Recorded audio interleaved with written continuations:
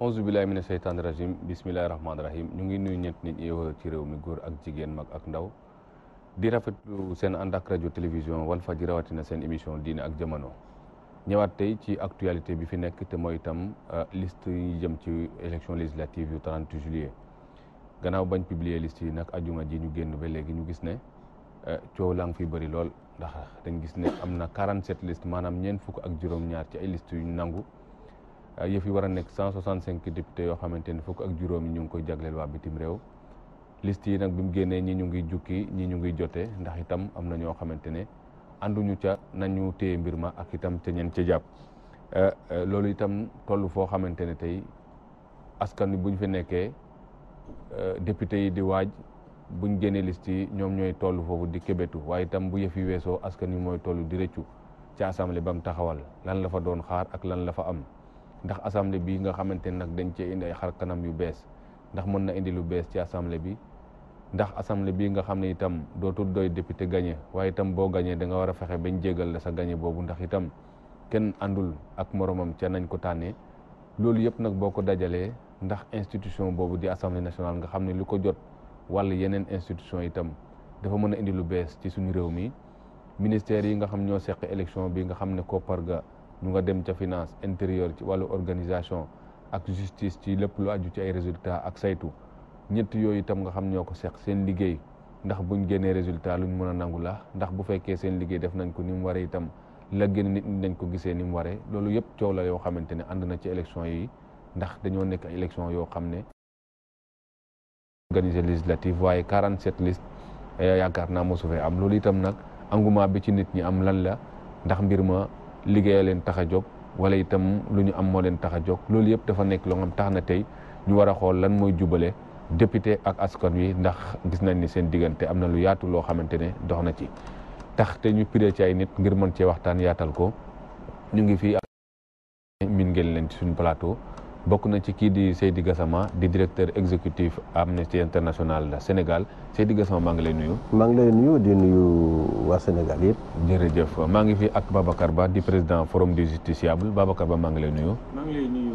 Seydina Ousmane di nuyu ñi nga xamante ne ñoom laa bokkal plateau bi ak sénégalais yi ñuy seetaan ñëpp. jërëjëf maa ngi nii ak Dame Mbodj di kisam si nekk acteur de l' éducation waaye itam di observateur de la scène politique au Sénégal Dame Mbodj maa ngi lay nuyu. maa ngi lay fay Ousmane di nuyu sénégalais yëpp di leen ziar. jërëjëf ñu ngi xaarante ki nga xam di Jakite mu war a fekk ñu ci plateau bi bokk na ci suñu invité yi ñu prié tey di journaliste di consultant kon mbokk yi ñeen ñëpp maa ngi leen di gërëm ci seen teewaay fii ci suñu plateau liste législative yi nga xam ne nag mooy coow li fi mu nekk nii ajuma ba tey kenn noppiwul kenn toogul dem nañu sax ba ci réeroo gu toll ci ñu ne moom président Macky Sall sax ci coalition am na ñenn ñoo xamante ne jot na leen tekkil seen ndombal tànk ci lañ fa occupé woon di ay ministre conseil wala ay chargé de mission te tukkee ci réeroo bi nga xamante ne am na ci liste yi ci biir coalition yooyu Seydi Gassama bés buñ mosaan toll fii dañu gis ne xiiroog ngaayoo xeexoo politique waaye askan wi itam dafa mel ni lu ñuy fàtte tey naka nga mën a jàngatee 47 liste yi ak coow li ci topp nga xam ne investiture daaw na am coow waaye bu weesu woon weesu na waaye bii dafa mel ni coow laa ngi door a tàmbali. jërëjëf Ousmane ni nga ko waxee rek noonu la investiture sa yu naree am rek ci Sénégal day amay coow waaye bi yoon coow bi nga xam ne moom moo ci ànd je crois que mus fi am ndax soo liste yi fu ñu toll ñeent fukk ak juróom-ñaari liste nga xam ne nangu nañ leen te wóor na ma ni que ñi nga xam ne ñoom la ñu investirul muy ci APR coalition Benno Bokk Yaakaar wala ñeneen coalition yi si ne ñoom yëgoon nañu ne di leen investir tey nag tabb nañu seen liste wóor na ma ni que am na ay député yoo xam ne yàgg nañu assemblée investir ñu leen su dee yëgoon nañu loolu un mois à l'avance fekk tab nañ seen liste kon liste bi mënoon a gën a bëri waaye li mu firi rek loolu mu firi rek mooy man je crois que du question ambition bëgg ndëkk député kut li mu firi mooy ay frustration boo xam ne li ko andi mooy manque de démocratie ñàkk démocratie ci doxalinu parti politique ndax xam nga investiture soo seetee d'abord jamono Senghor soo tuddee parti national bu nekk am na ko doon jiite. su dee Casamance ñu ne Assane Seck su dee Louga am na jamono Abdou Diouf la soo waxee Kédougou Tamba Mamba Girassi kon amoon na ay leaders yoo xam ne dañ leen di fal xëy na élection régionale yooyu yëpp dafa doon am ay yëngu-yëngu yenn saa yi ay nit ñàkk seen bakkan mais dafa doon am quand même démocratie à la base pour ñu désigner ay responsables au niveau régional et au niveau départemental. Abdou Diouf bi mu ñëwee doxal na ko pendant un certain temps ba fi nga xam ne décidé na waaw mooy bu buggee teg Tanor fi mu ko teg fi mu nekk ni tey loolu tax na parti mu tas finalement mu ñàkk élection. je crois que doxalin boobu moom moo fi nekk bi léegi PDS Abdoulaye bi mu toogee ba léegi mosuñu am congrès képp ku ñu investir rek Abdoulaye moo la investir. Macky bi mu ñëwee APR ba léegi ñu ngi naan sa du parti mouvement la rek képp ki nga xam ne dañ ko fa investir moom moo ko investir. bi ñu commencé affaire investir yi mu may fekk Kolda ma dégg benn jour ci biir rajo bi kenn ci responsable arrêté nañu investiture yi ndax am na 43 personnes yoo xam ne bugg nañu nekk ci liste départementale arrêté nañu ko jox nañu lépp président moo ñu gën a xam parti moo gën a xam nit ñi lu mu décidé rek nangu nañu ko. te presque ñoom ñëpp noonu la ñu mujjee président mënul xam ñëpp 43 personnes yooyu mënul leen xam ñoom ñëpp kon manque de démocratie moom moo andi liste yu bëri manque de démocratie ndax au niveau départemental vraiment war nañu bay militants yi à la base ñu voté tànn ñi nga xam ne ñu investir au niveau départemental waaye chef de parti bi nekk Ndakaaru moom mooy investir ci liste nationale investir liste départementale loolu ay frustration lay andi je crois que loolu moo andi liste yu bëri yi te tant que doxalinu parti changé wul du ñu am ay député yu baax ndax su dee yow sa chef de parti moom moo la investir bés moo nekkee député moom ngay toogal moom ngay topp li mu bëgg moom ngay def su dee moo nekk ci nguur gi moo yor état bi moom ngay topp doo toog fi nekk pour askan wi mais moom rek ngay topp et je crois que vraiment démocratie Sénégal mooy ñàkk démocratie bi nga ne moom moo am ci biir parti te moo war a jiitu balaa ñu yegg ci bu mag Seydi Gassama dinañ ci leen soit léegi Dame Mbodj ñu gis ne investiture yi am na parti yoo xamante ne tasaaroon nañu am yoo xamante ne aux abonnés absents kenn gisu leen lañ yaakaaroon amuñu ko am yoo xamante ne tey jii itam lañ leen jox lu ndaw la ñu war koo seddoo ci seddoo boobu ak réeroo boobu nga xamante ne judd na ci diggante bi ban jàngat nga ci def. waaw jërëjëf Ousmane jàngat bi moom bëri na dama Sénégal moom mooy réew mi nga xam ni ànduñ ci dara tasaaroowuñ ci dara c'est-à-dire que soo xoolee li xew ci élection yi législative yi ak investiture yi da ngay gis ni ñi nga xam ne ñoom lañ tuddee la vraie opposition ak ñi nga xam ne ñooy jiite réew mi nga xam Benno Siggil Sénégal lañ tuddee seen bopp ñee nga xam ne am na ay coalition mais parti yi nga xam ne ñi ci ëpp solo ñi ngi Sénégal mais am na coalition bu ñu bokk te ñetti coalition ñeent wala juróom boo xoolee ñi doon yëngatu ci politique Sénégal te nga xam leen ñu ci bëri ñu ngi ci juróom yoo xam ni parce que bu doon parti par parti ñoo demal élection sax ñu dem 45 wala même 50 di nga ko mën a nangu mais ay coalition moo am ba pare ñu am 47 listes xam nga loolu yéeme la maanaam du ay parti ñoom ñoo dem élection parce que Sénégal comme parti bëri na mënoon nañ comprendre bu doon parti ñoo dem nekk candidat nga mënoo xalaat mu bëri 47 partis présents sur 300 xel mënoon na ko nangu mais problème bi mooy da ngay jël regroupement de partis yu bëri ñu nekk ci benn coalition donc ay coalition ba pare ñu mën a am 47 listes yuy compétir loolu yéeme la mais man jàngat bi ma ci am ci loolu mooy que ne mooy que dafa am contexte bu am dafa am moment boo xam si opposition bi dañ doon wax ni dañu bëgg cohabitation maanaam ñoom ñëpp ñu ànd ci benn liste jàmmaarloo ak nguur gi ñu dem genre référendum bu ko defee buñ ko gañee ñoom imposer ko cohabitation mais loolu tamit tiitaloon nguur gi amoon na jamono yoo xam tiital na leen tiit goo xam ne man njort naa ne tiit googu ñu tiitoon pour benn liste kese am opposition wala ñaar jàmmaarloo ak ñoom mu nekk genre référendum te baaxul woon ci ñoom tax nañu brouiller piste yi brouiller piste yi mooy créer les conditions pour que éclatement am naam am ci biir opposition bi ñoom seen biir ay problème leadership moo ko andi ba nga xam ne mujj ñu déggoo ba mu éclaté mais li ci ëpp man ci 47 yi sénégalais yoo laaj ñan ñoo ci nekk sax xamuñu leen presque c'est des personnes anonymes yoo xam ne kenn xamu leen ci politique ñu ci ëpp wala boog amuñu dayoo bu war a tax nag ñoo ñëw samp seen dëgg donc man ma jàpp ni mënuñ cee kecca ñi nga xam ne ñoo jiite réew mi parce que bu confusion amee am ay pëccëxoo comme ni ñu koy waxee ci wolof bu amee mais ki muy avantage mooy ki yore majorité comme élection yi bu jaxasoo ba nga xam si taux de participation bi dafa faible ki nga xam ne moo am moyen mobiliser rek lay arrangé te am kooku mooy ki nga xam ne moo nekk au pouvoir donc man ma jàpp ni li am ni lu jéggi day wala et saboté na élection yi déjà parce que bu ñu demee ci élection boo am 47 listes comme ni ko ñu bëri waxee déjà ñu ngi wax ay formule fexe ba ñuy am benn compromis pour que kuy voté jël ñaari bulletin wala ñett et cetera mais jël 47 listes yoo xam da nga ko war a yore ci sa loxo war a dugal benn ci am déjà bulletin yi dina bëri ak jaxasoo gi ensuite ñu bëri daañ ne mais lii jarul sax dem élection parce que affaire yi wanewul affaire u sérieux quoi donc man de vraiment jàngat bi ma ci am mooy que ni gàcce la ci ñun Sénégal parce que dooleelul démocratie parce que démocratie du pluralité kese démocratie pluralité ngi ci mais dooleel kuréel yi yëngatu la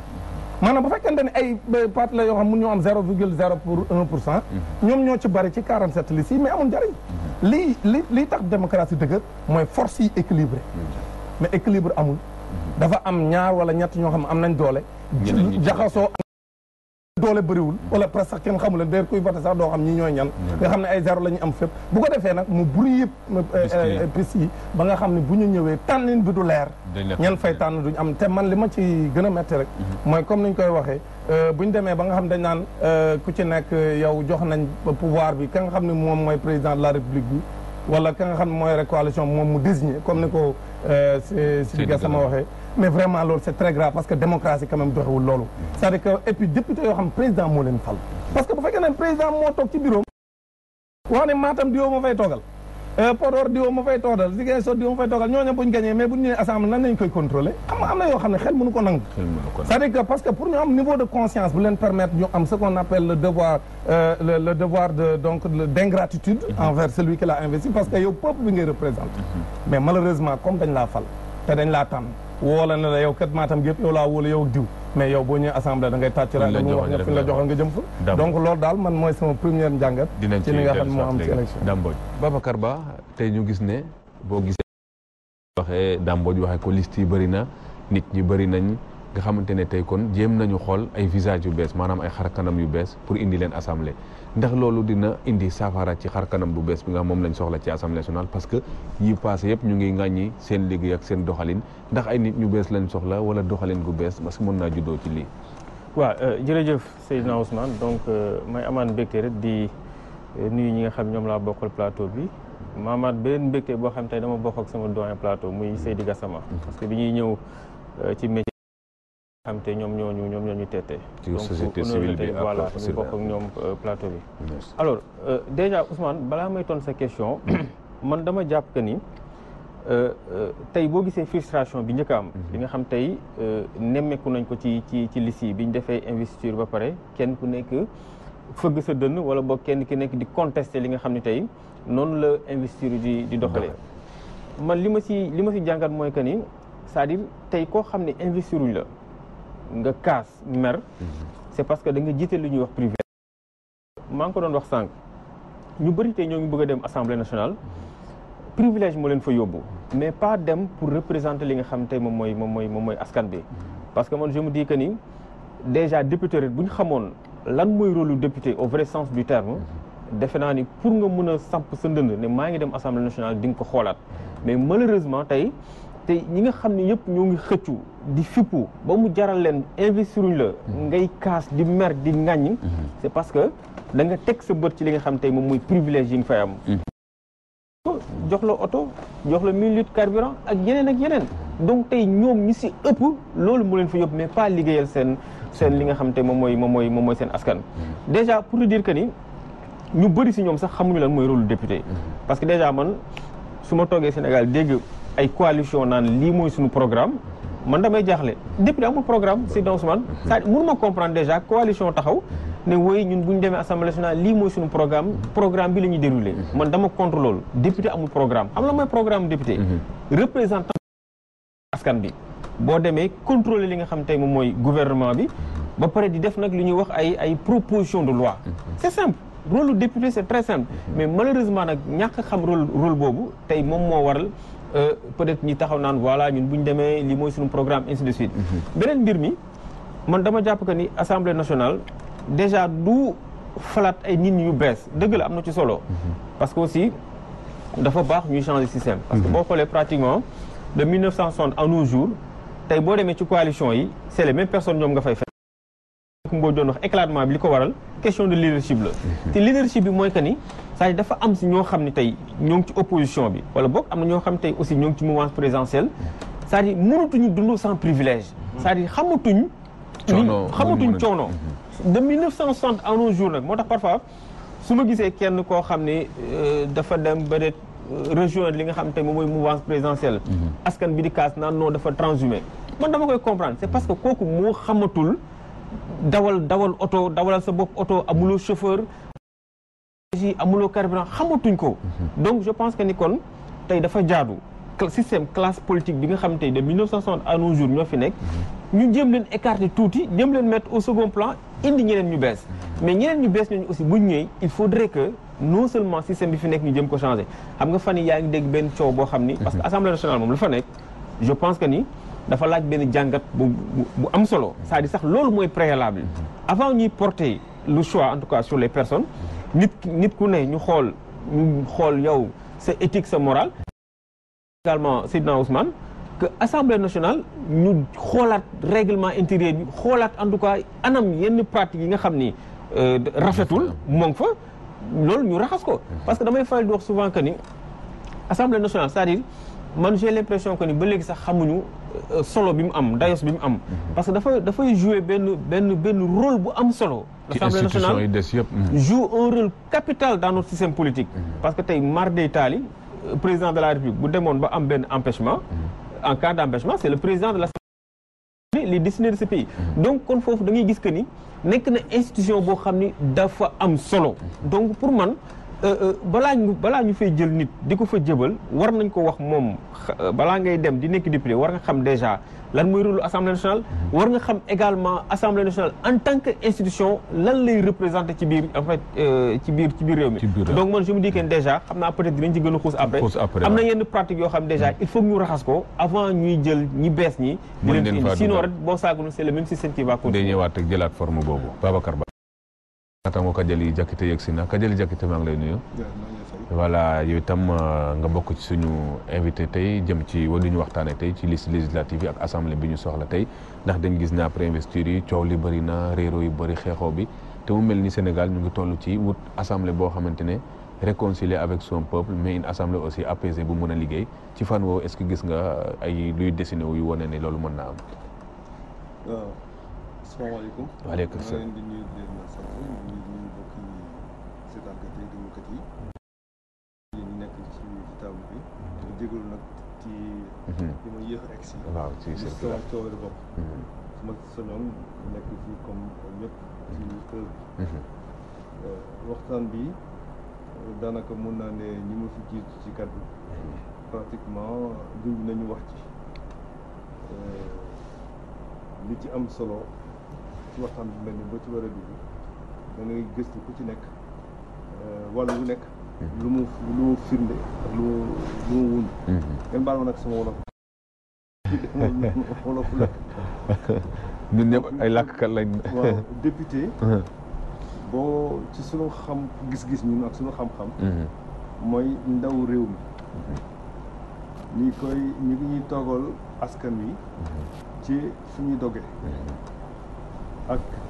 itam suñu mën a séddu lépp loo xam ne mooy alalu réew mi ak wërsëgu réew mi ñëpp mën cee jot ndax bi ak fu ñu mënta nekk dañuy daal di tànn ñi leen fay toogal ngir ñu mën a sàmm seeni bëgg-bëgg ci seen nekkin ci seen i gox boo xoolee boo xamee loolu nga gis Sénégal nu muy demee ak élection yi parti politique yi d'abord sart yi ñuy tëral yi njëkkan tëral moo di amul kenn ku mën a dugg ci élection te bokkuloo ci parti politique waaye loolu dem nañu ba fi nga xam ne ci élection locale yeeg ak législative yeeg yeneen élection yi sax mun nañu am ñoo xam ne mun nañu samp seen dënd ci géew gi te bokkuñu ci parti politique loolu itam dafay gën a yaatal géew gi mais boo ko seetloo bu baax ñi fi nekk yëpp di samp seen dënd pratiquement ci ay parti lañ bokk bu ñu bokkee ci ay parti aussi da ngay xool parti yi ni ñuy doxee est-ce que ñu ngi doxee ni ñu ko war a doxee parce que boo nekkee ci réew boo xam ne dafay wuyoo démocratie nga xool ñi fa nekk di doxal mbiru démocratie est-ce que ñoom ñu ngi seen bopp ñu ngi doxal démocratie bu boobaa di nga xam ndax lépp a ngi dox ni mu waree waaye ci sama gis-gis bopp daanaka parti politique yi fi nekk yëpp yi ñu jëlee indépendance ak léegi dañuy wuyoo démocratie waaye jëfuñu ndegem nag jëfuñu démocratie dana xaw a jëfee li ñuy def mu méngoo ak li nga xam ne mooy suñu gis-gis ci taxawaayu député ak wareefu député mooy waral nag tey jii ni ki ñi ma jiitu fii wax nañu ni boo kii nekk sama càmmañ Babacar Ba nee na ma nee nañu boo gisee ñu bëri di xeex di ngaayoo di fippu intérêt askan bi taxul mais seen intérêt bopp moo tax loolu lu ko waral moo di bu fekkente ni askan bi moo leen fa toog moo leen fi toogaloon kon askan bi moo leen waral xeexal pour ñu am place pour dem toogal leen ko loolu nag la ñu war a gëstu fi Sénégal xam naka la ñuy def ba député yi nga xam ne dañ leen di tànn ñu dem assemblée ñu soqee ko ci askan bi waaye li ci bëri député yi dañ leen di imposer wala li ñuy waxee ban terme la ñuy utiliser encore parachuté waaw dañ leen di parachuté nga xam ne dañuy ñëw pour wan leen nit koo xam ne kii mooy waxal kii moo leen di waxal foofu kii moo leen di toogal foofu te loolu nag mooy indi problème ne moo am ci mbir mi donc comme léegi fu mu nekk nii ñoom ñëpp seen intérêt bopp la ñuy xeexal te xam nañ Sénégal fii politique dafa mujj nekk métier dafa mujj nekk yëf boo xam ne ci la ñëpp di wutee alal di wutee lu ñu suturloo wala di wutee lu ñu mën a amee ay xéewal yoo xam ne mënuñu ko am feneen ci kaw seen ñàq looloo tax fi mu nekk nii ñëpp ngi xeex pour dugg ngi xeex pour mën a am tànk bu ñu taxawee pour am li ñu bëgg donc politique bi nekk na métier fi mu nekk alors que politique normalement du métier politique dafa di loo xam ne ku fay dugg da ngay dugg ngir askan bi parce que am nga xam-xam am nga taxawaay am nga yéene am nga comment dire encore société boo war a même boo amul sax projet société mais am nga yërmande ci ñi nga xam ne ñoom nga dëkkal yërmande boo tax nga bëgg leen dimbale taxawu leen fu gën a pour fajal leen seen aajo te da nga koy def ngir yàlla ak yonent ba boo ci amee loo ci jël xanaa lu lay yombal sa liggéey bu ñu demee Sénégal nag ba nga xam ne léegi député yi dañ leen di fal ngir ñu mën a def loolu te duñ leen fay loo xam ne dafay tax ñuy mën a xeex mais ñu leen di fay loo xam ne dafay tax rek ñu mën a liggéeyal askan bi boobaa danañ gis ñan ñooy xeexoo ak ñan ñooy buuxante pour nekk député kon privilège yi daal buñ ko écart nañ xam kajal yi jàkk Gassama kon tey ñu gis na ndugaat nañ ci xeetu élection bu Sénégal boo xam ne tey élection yi ñu dem ku gagné sax du doy mais faw nga fexe bañ baal la ndax ña nga gagné duñ la ko baal wala boo moytul sax balaa ñu àgg foofu ca woote ya sax mën nañ la faa sanctionné bu nekkaat loo xam ne tey doxalin bi comme ni ko kajal yi fàttali dafa mel ni liggéey bi tax a jóg député dafa am privilège yuñ ci yokk ba yàq na ko parce que itam bu fekkuloon ni privilège yi la peut-être ñu def ko sacerdoce nit ki balaa nga ciy dugg di nga ko xoolaat wala say mbokk ne la ndax jar naa dem yu mel noonu xamante ne démarche bi ñu war a changé waat te dañuy def ay réforme di defaat ay réforme mais est-ce que jotul tey nag ñu réforme xool ci institution yooyu naka lañ mën di liggéeyee ñu leen di jox lu ñuy moyens yi ñuy liggéey ak di déplacé wu te yem ci waaw Ousmane xam nga loolu débat bu am solo la te dañ koy junj rek te duñ ci dugg duñ ci sori maanaam privilège yi nga xam ne moo nekk ci rôle député te privilège yi tax tey ku nekk di xeex daanaka say militants suñuy xeexee ce n'est pas parce que dañuy yaakaar ne suñu la falee suxali seen gox wala faj seen soxla dañuy yaakaar rek yow soo fa demee privilège yi ngay am ñoom dinañ ci jot ñu bëri loolu la ñu seet je crois que loolu vraiment dafa war a changer normalement war nañu mën a egg ci dëkk bu toll ni Sénégal mel ni Sénégal ci système boo xam ne député bi ni nga ko waxee doyen bi waxee député dañ ko war a jox loo xam ne dina tax mu liggéeyal réew mi wax ñu mu nekk quelque chose de bénévole mais au moins ñu leen di fay par session et loolu suñ ci toll woon je crois que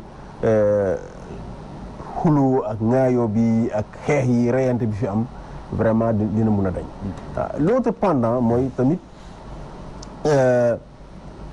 député tamit war nañu comprendre dara état bi daf ko yombal rôle bu mu war a jouer maanaam le pouvoir exécutif la dafa yombal député yi n'est-ce pas seen liggéey comprendre nga ndax xam nga nekk député du ay question diplôme wala bokk ay grade député askan wi moo koy fal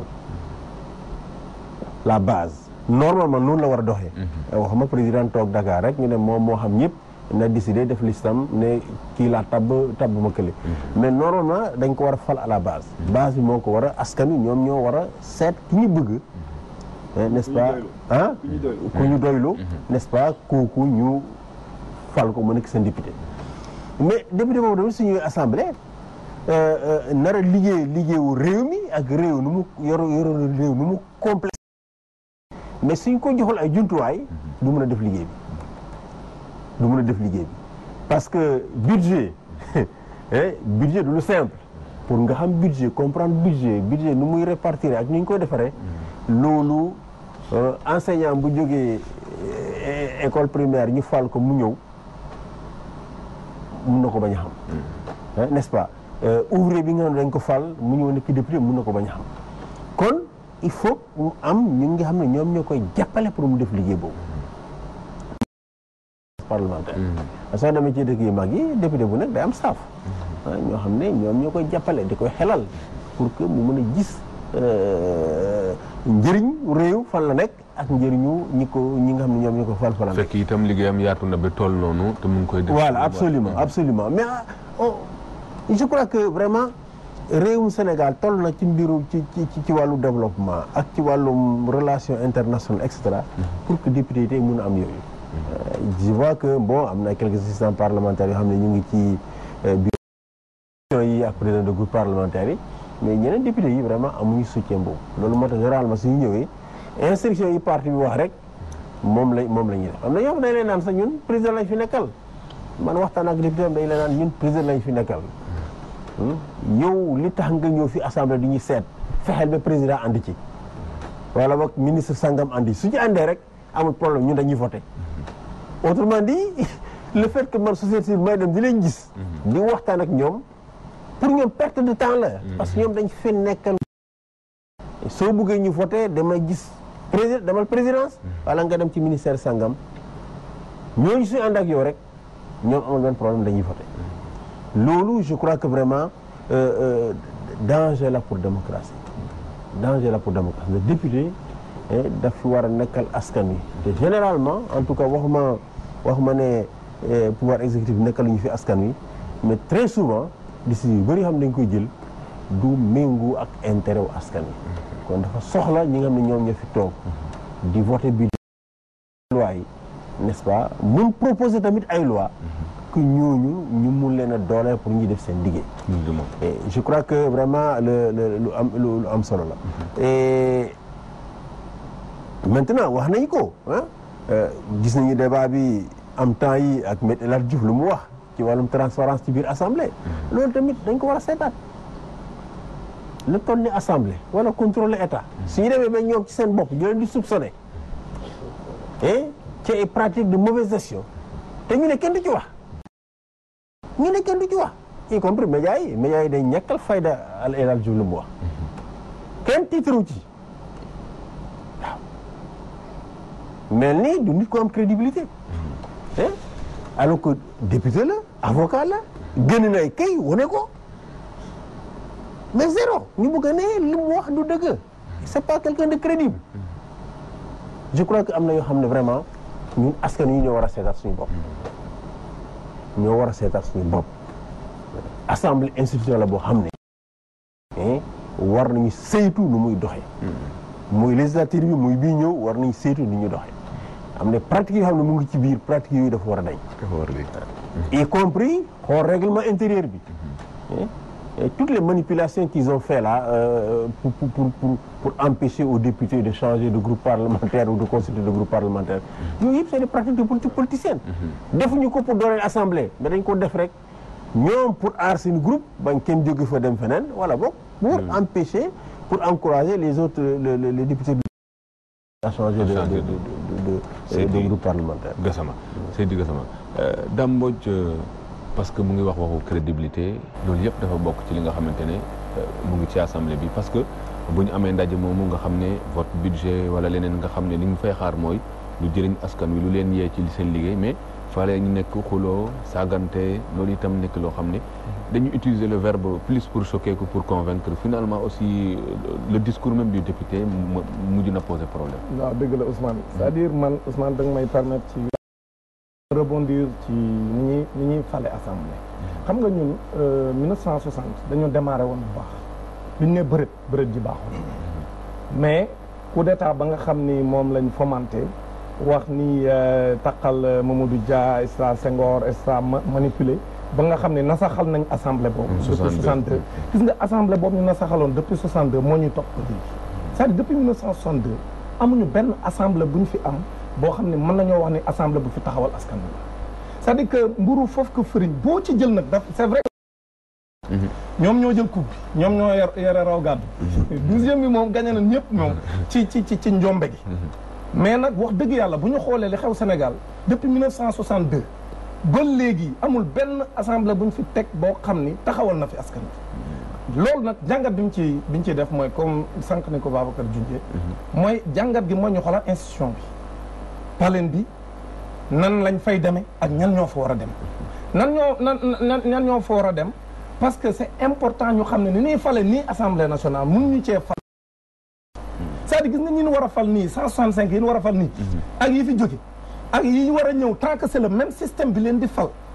peuple sénégalais dañuy taxaw di ŋàññ député nii doxale mais lañ bëgg fañ ak fañ bëgg ñu taxaw fa duñu fa taxaw parce que soo xoolee quand même pays yi nga xam dañoo am assemblée yu dëgër yoo xam dañuy contrôler action gouvernement di voter ay loi di proposer ay loi mais réew yi ko am c'est parce que dañoo am mode de scrutin bu leen permettre ñan fay yóbbu dañuy taxawal askan wi parce que askan wi moo leen di fal dañuy am seen indépendance ca nañ fay demee parce que boo réew yenn yi nga xam dañu am un scrutin uninominal majoritaire à 2 tours comme bi am France ñooñu mais boo ñu la falee ci département ci circonscription électorale bi ñu la fale mais da ngay ñëw ak sa gëdd circonscription bi ngay représenter mais doo ñëw pour représenter ab parti wala ab président mais bu fekkente ni nii la ñuy fale ay liste majoritaire liste proportionnelle département ba presque comme ni ñu koy waxee def boo jëlee 45 départements élections yi fa amagun yëpp 90% des départements parti au pouvoir moo koy gagné bu ko gagné léegi ñam fa taboot bu ñëwee moom lañ fay nekkal liste professionnelle bi tamit moo fay ëppale mais ce mode de scrutin là n'est pas bon loolu moo tax man bi référendum bi amee ma doon xaar ñu am une réforme consolidante cette réforme boo xam ni day càmbar bu baax nan la ñuy tànne suñuy ndaw réew parce que penc ndaw réew mi dañ fa war a tànn ñoo xam dañu war a taxawal askan wi bu ñu waree def enquête parlementaire def ko comme ni mu ko waxee sànq bu ñu nee par exemple njombe am na fenn bu fekkoon ne amoon nañu réforme bu baax boo xam ne dañoo am la séparation des pouvoirs nga xam ne justice bi am doole assemblée bi am doole mën a contrôler l'action du gouvernement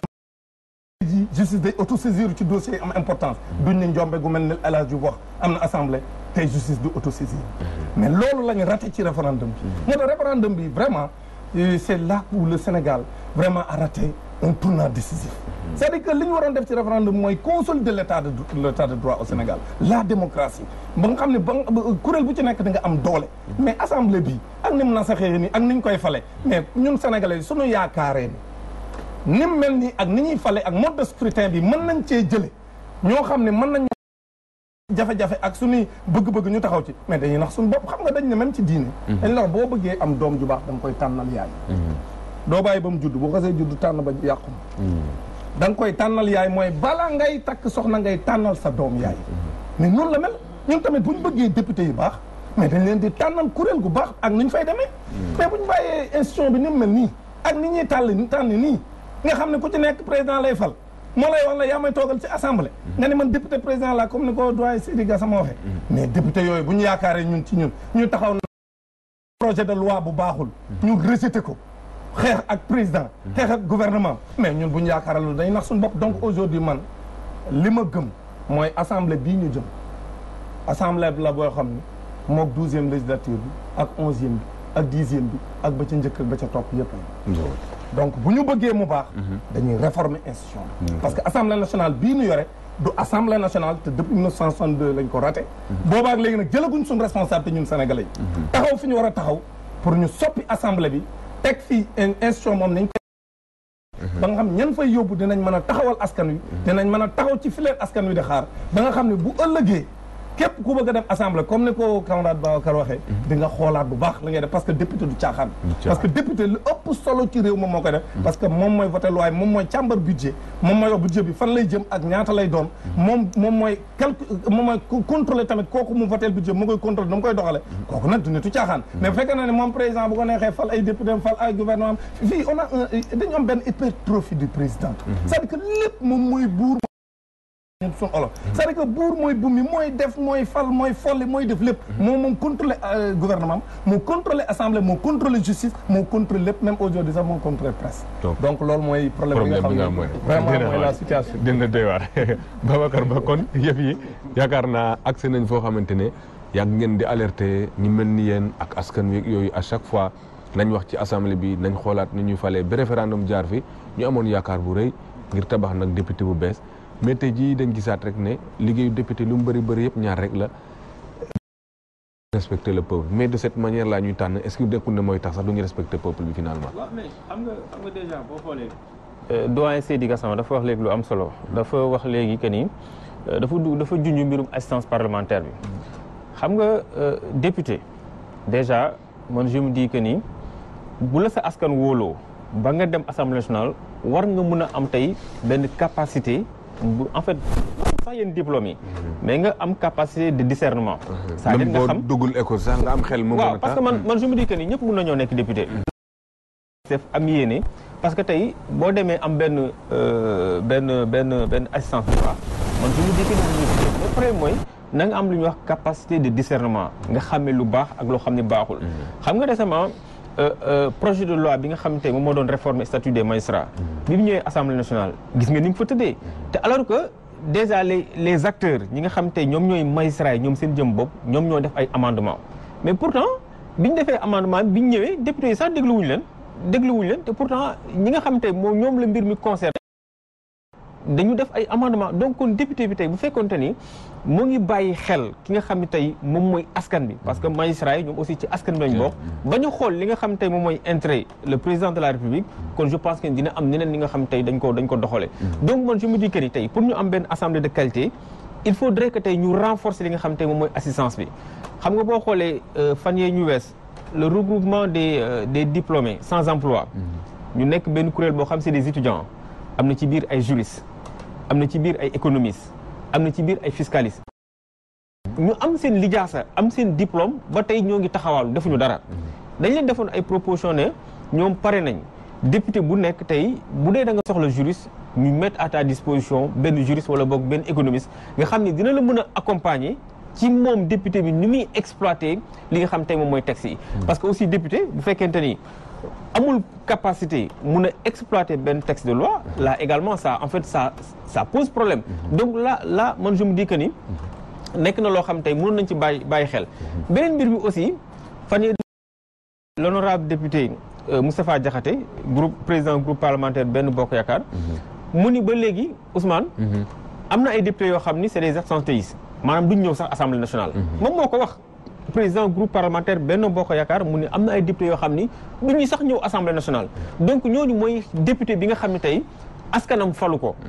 député bi nga xam ne tey pas-pas yóbbu ko fa député bi nga xam ne tey dafa dem assemblée nationale par sacerdoce koo xam ne dafa dem pour liggéeyal réewam donc parce que man je me dis que ni bu fekkee ne damay dem assemblée nationale pour liggéeyal ki nga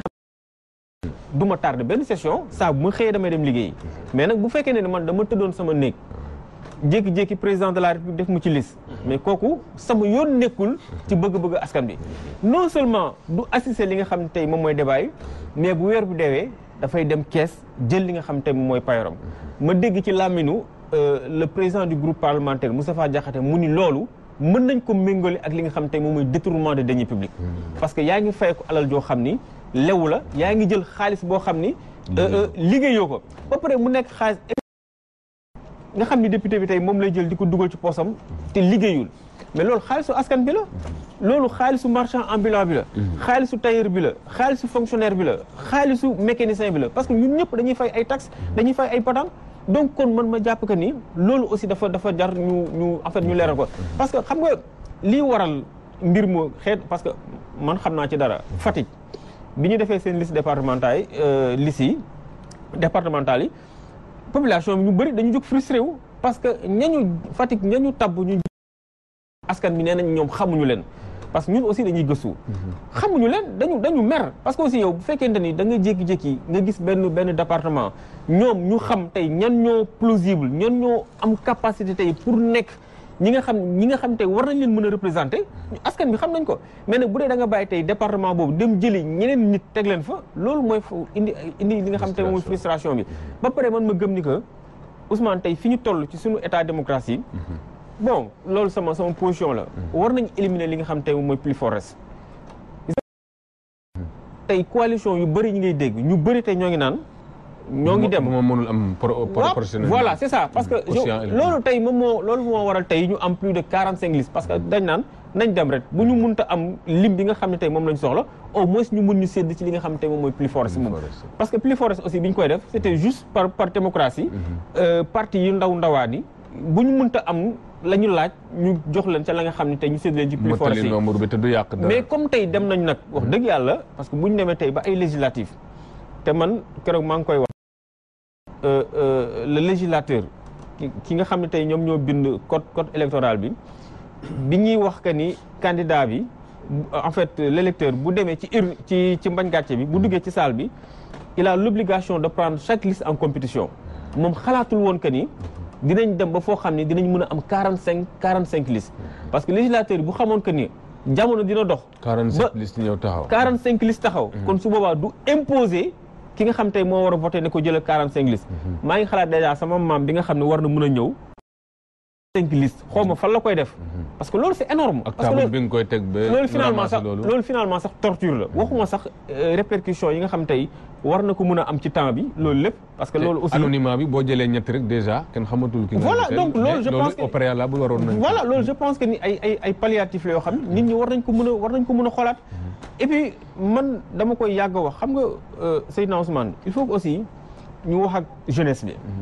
man jeune la c'est-à-dire il faut que aussi ñun ñuy am possibilité di jël suñu responsabilité wax ak jeunesse bi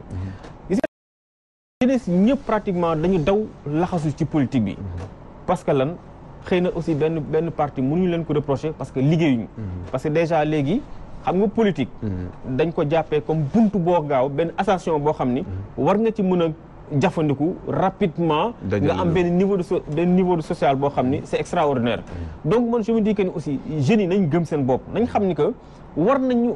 mën a liggéey war nañu mën a def entrepreneuriat xool lenn loo xam ne peut-être bu ñu ko defee dina leen mën a permettre ñu jàppandi ci ba nga xam ne politique def ko li nga xam tey moom mooy seen yaakaar parce que tey maa ngi dégg déjà ndawu COJER ñuy kaas ne voilà donc ñoom et puis loolu xam nga déjà ñoo ngi naan ndaw réew mi pencum ndaw réew mi déjà boo demee fa nga xam tey moom mooy assemblée nationale ña ngi fay fekk amaana sax 3e âge mu ñoom ñoo fa ëpp donc kon je me dis que ni tey déjà jeunesse bi ñuy wax parce que à chaque fois bu ñu waxee dañ naan waaw dëkk bi l'avenir c'est la jeunesse donc jeunes yi mais ñoom dañuy xool que ni jeunes yi amul lenn loo xam ne tey pratiquement lu ñuy woote rek jiital donc kon kooku bu ñu la tegee ci benn posture boobu da nga war a jël say responsabilités tey boo demee Fatick fa ma ne pratiquement jeunes yi amul kenn ko ci liggéey ñëpp pratiquement dañu créer ay mouvement de soutien pour nekk ci ginnaaw leaders yi leader yooyu ngay nekk seen ginnaaw ëllëg si biir tey après mais ñoom boo demee am nañ benn situation bu baax am nañ seen i kër am nañ seen i teraanga bu renversement du pouvoir amee dañuy dem seen yoon yow aussi nga nekkaat ci benn recommencer encore compteur là également ça pose problème. Babacar Ba Kadiali Diakité Babacar Ba abordé na benn question boo xamante ne dinañ xaw a ëllëg forest boobu parce que bañ koy def ci ay jamono dañ nekk nit ñoo xamante ne mun nga wax sax ne léeg-léeg mënuñoo ñàkk wala koo xam du yàq maanaam du gasi bu ñëwee dina am lu mu servir assemblée parce que biñ ko defee ba mujj gi ku mel ni Djiboka nit mën na ne du gasi ku mel ni Iba Der Thiam nit mën na du gasi peut-être am na loo xam ne dinañ ko fa indi ci valeur ajoutée mais ak niñ ko yaakaaree nii ba bëgg koo def nag monnaie courante est-ce que mënul dem a dem nag tey jii ba itam dévisager complètement assemblée ak li ñuy xaar ci ñoom. bon plus fort reste xam nga dafa loo xam ni dafa lié ak système électoral. quotient électoral bi ñu adopté bi ñu tànn. fekk dindiwuñu loolu forest bi day am te bu amee aussi dafay nekk loo xam ne kaddu askan bi la. kaddu askan boobu waruñu koo sànni parce que buñ ko sànni dafa mel ni considéré wuñu yenn askan yi nga xam ne ñoom ñoo àndoon ñoo sànni woon seen carte ci loolu te loolu du démocratie également donc loolu moo tax plus forest bi il faut ñu séddale waat ko mais loolu rek warul tax ba nga xam ne léegi nit ñi loolu warul tax rek nit ñi war a dugg ci bu ma jaarul fii rek mën a jaar fii parce que normalement ku bëgg a dugg ci géew gi da nga war a wut li nga xam ne moom la ñëpp di wut ci lu normal mën nañ dem sax ba nga xam ne forest bi dañ koy mujjee séddale sax ñi nga xamoon amoon nañ ko tu vois donc lépp mu ngi dépendre ci système bi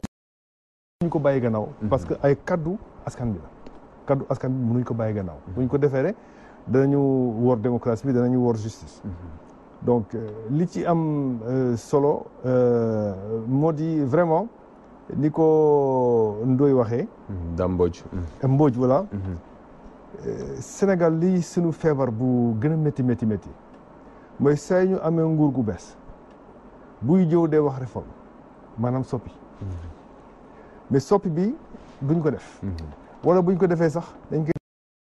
seen bëgg-bëgg ñoom mais duñ ko def mu méngóog bëgg-bëgg réew mi ak askan bi loolay problème bi te. rate nañu occasion yu bëre comme ni mu ko waxee occasion wu assemblée bu nekkoon fii ak Mamadou Dia loolu yëpp c'est de l'histoire passée léegi on a raté ça on a raté maintenant il faut que ñu jéem a xool ci kanam am nañu ay gëstukat am nañu ay borom xam-xam am na ñoo xam ne seeni xalaat ak seeni mébét yëpp Sénégal la nañ leen taaj déglu leen ay Sénégalais lañu ay Sénégalais la ñun ñëpp ñoo bokk réew mi ñi nga xam ne ñoo ŋànk réew mi tey bu ñu xalaat ñoom rek ñoo moom réew mi li tax ñu ŋànk réew mi dafa am ñu leen dooleel ñi leen dooleel mooy askan bi mu commencé ci président de la République askan bi moo ko wóolu fal ko teg ko foofu fi mu nekk mu jiite réew mi dafa war a jiite réew mi ci turu askan bi li mu war a jiite réew mi ci turu askan bi moo tax askan bi ba léegi pour gën a am assurance ci boppam mu ne naa fa tegal samay ndaw ba pare may itam nguur gi mu am ay yeneen jumtukaay yoo xam ne war nañu mën a contrôler seen liggéey ci biir maanaam ay corps de contrôle yi ci nekk yëpp donc yooyu yëpp bu fekkente ni nekkuñu ci yoon boo xam ne yoon dana tax ñu mën a dox ni mu waree te mu méngoog gis-gis ak bëgg-bëggu askan bi duñ dem fenn problème bi yëpp loolu la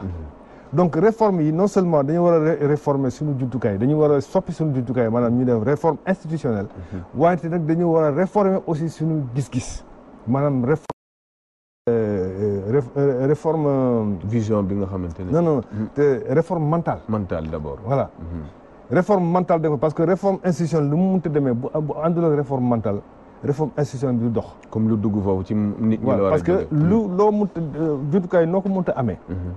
nit ki koy jëfandikoo bu fekkee ne moom xelam ak gis-gisam ak xalaatam méngoowul ak moom ni mu war a doxee da koy doxalee nu mu ko neexee moom ne du ko doxale comme ni ñu ko defaree moom problème bi yëpp loolu la donc il faut que ñaar yi méngoo réforme institutionnelle réforme war a ànd donc problème d'éducation la éducation bi nag moo manqué fii Sénégal encore surtout éducation politique parce que boo xoolee parti politique yi ci njëlbéen bi ñu bëre xawoon nañu dooleel éducation politique mais léegi bàyyi nañ ko amatul éducation politique ci parti politique yi waxtu ba nag askan mi nga xam ne seen éducation politique yëpp ñu ngi koy jëlee ci riiru dëkk bi te riiru dëkk bi ki koy wone mooy presse bi te presse bi itam yàlla xam na ni ñu ngi def seen liggéey man ci presse bi laa bokk mais xam naa ñu ngi def liggéey bu takku bu jaar yoon waaye ba léegi des na te ñoom tam am nañ ay gàllankoor yoo xam ne mun na leen sax tere ñu def seen liggéey nu mu waree te li ñuy def ci ban côté la dese yow par exemple ci ni ñuy joxe li ñuy joxe ci njaay mi c'est-à-dire que des fois presse bi bu ñu duggee ci benn mbir du ñu ko gas ni ñu ko waree gas pour feeñal lépp loo xam ne def ci nëbbatu pour askan bi gis parce que ñun suñu rôle mooy loolu lu ñu dugg xolli ko ba ki nga xam ne moo ñuy seetaan wala moo ñuy déglu wala moo ñuy jàng mu gis lépp li ci biir parce que loolu ñuy tax ñun waruñu sax dugal suñu bopp dañu war a xaaj rek ba nit ñi gis lépp loo xam ne lëm na dañ ko war a xaaj ba nit ñi gis ñoom ñooy gisal seen bopp xamal seen bopp xam fu ñu war a jaar loolu la ñuy wax citoyen responsable un citoyen responsable mooy ki nga xam ne dafa jot information yu doy yu ko mën a tax mu jël décision bu war ci moom ci fi mu dëkk goxam problème bi yëpp loolu la donc rôle bi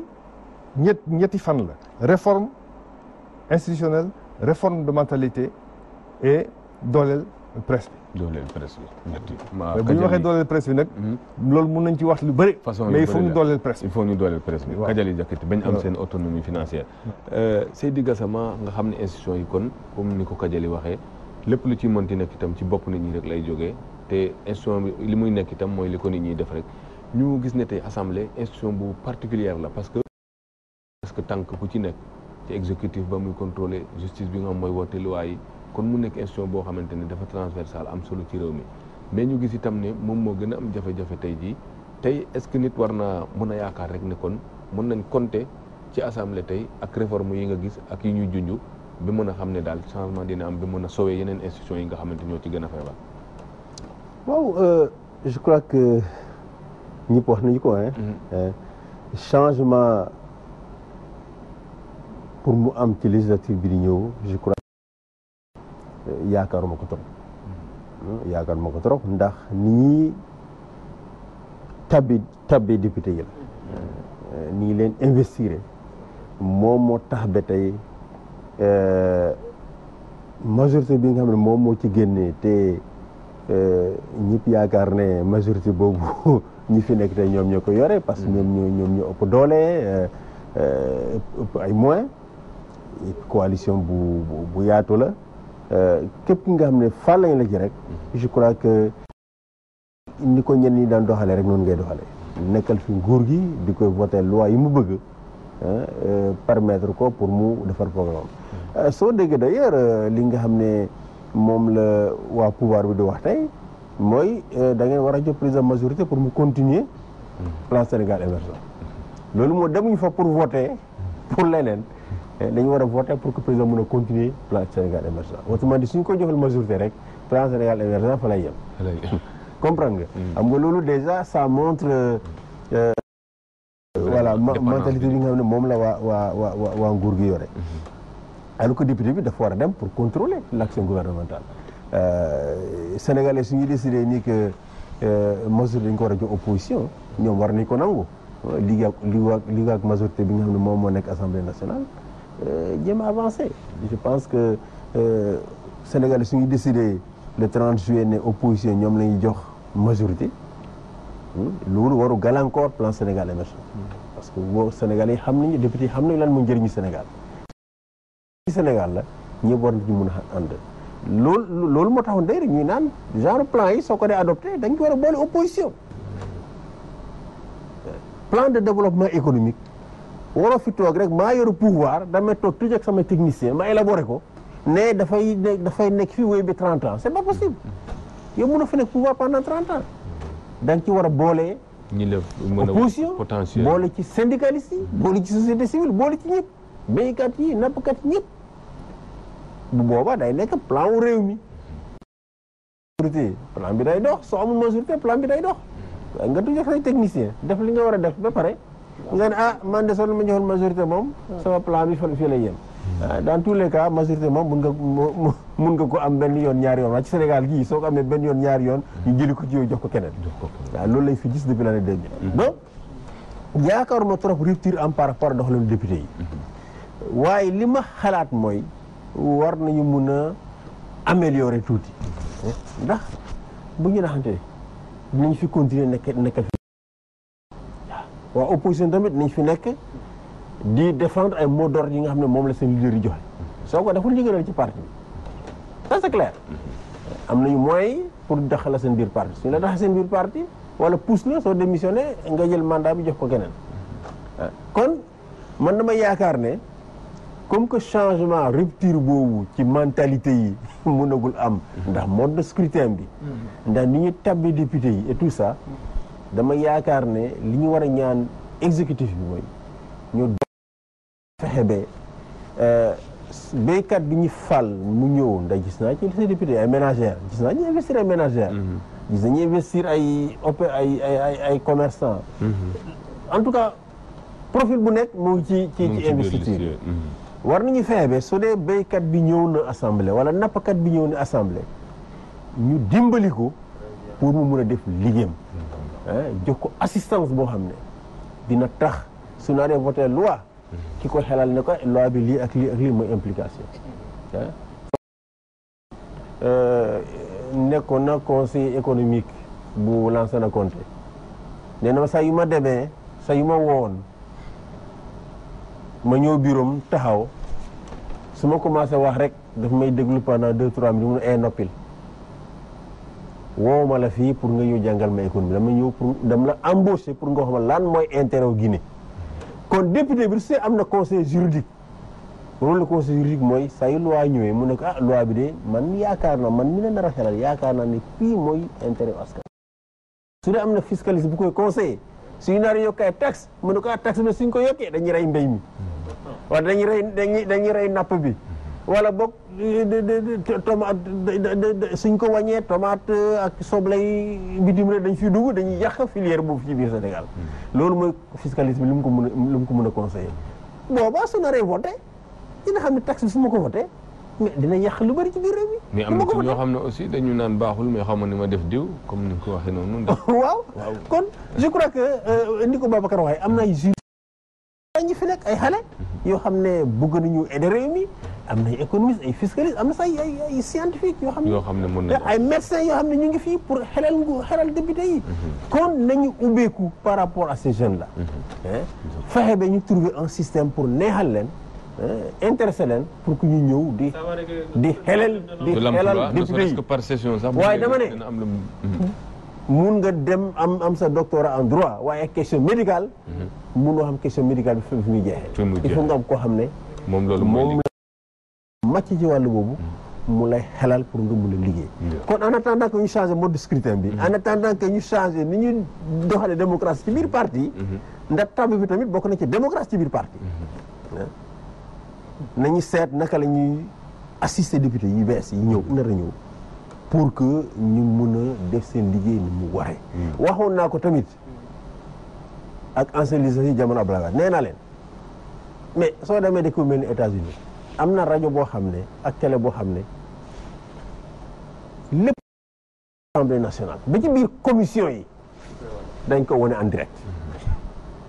nee na da ngeen toll tey foo xam ne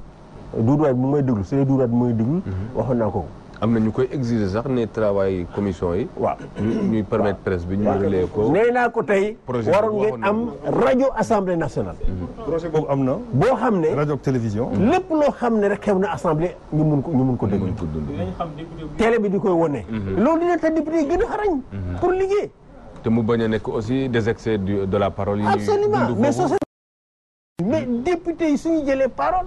mais lii njëkk xalaat mooy sama constituency ñi nga xam ne sama base ñu ngi may seetaan kon dafa am solo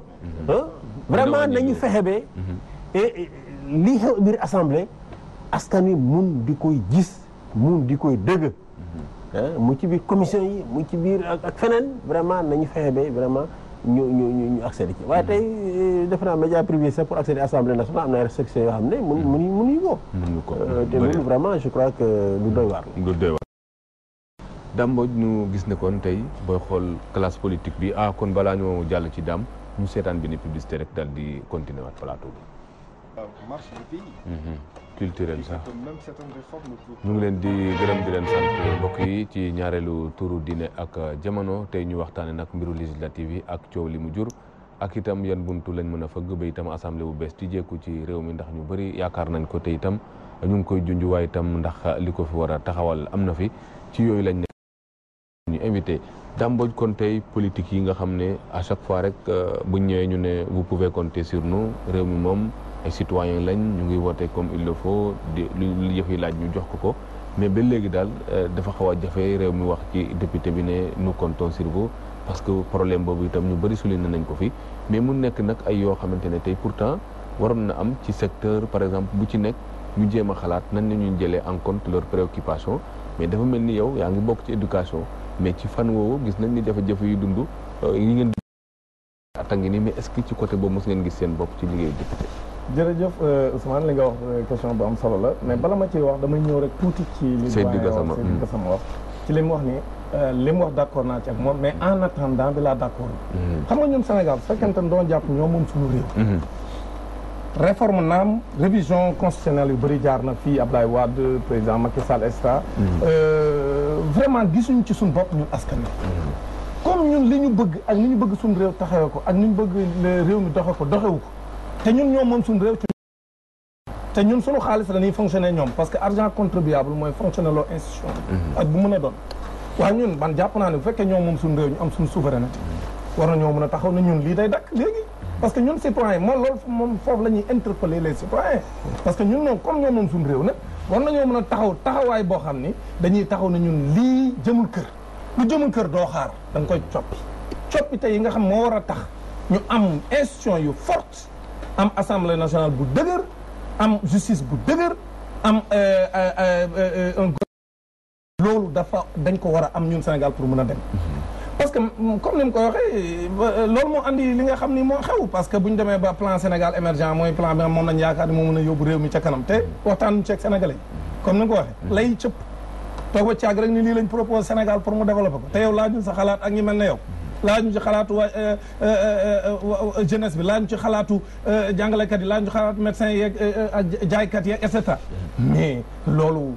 affaire caaxaan la parce que ak lu mu mën a baax lu mu baax laaj ci xalaatu nit ñi nga xam ñoo ko solo mënoo xëy rek wut say expert fu la neex yoo leen say milliards ñu bindal la plan nga ne plan bi mooy plan Sénégal émergent comme ni ma ko waxee kenn ne naa ko mais buñu ne horizon 2035 la kenn mën naa ñëw ne man gagné élection yi ne man lii liiwu ma ñëw changé xamul tax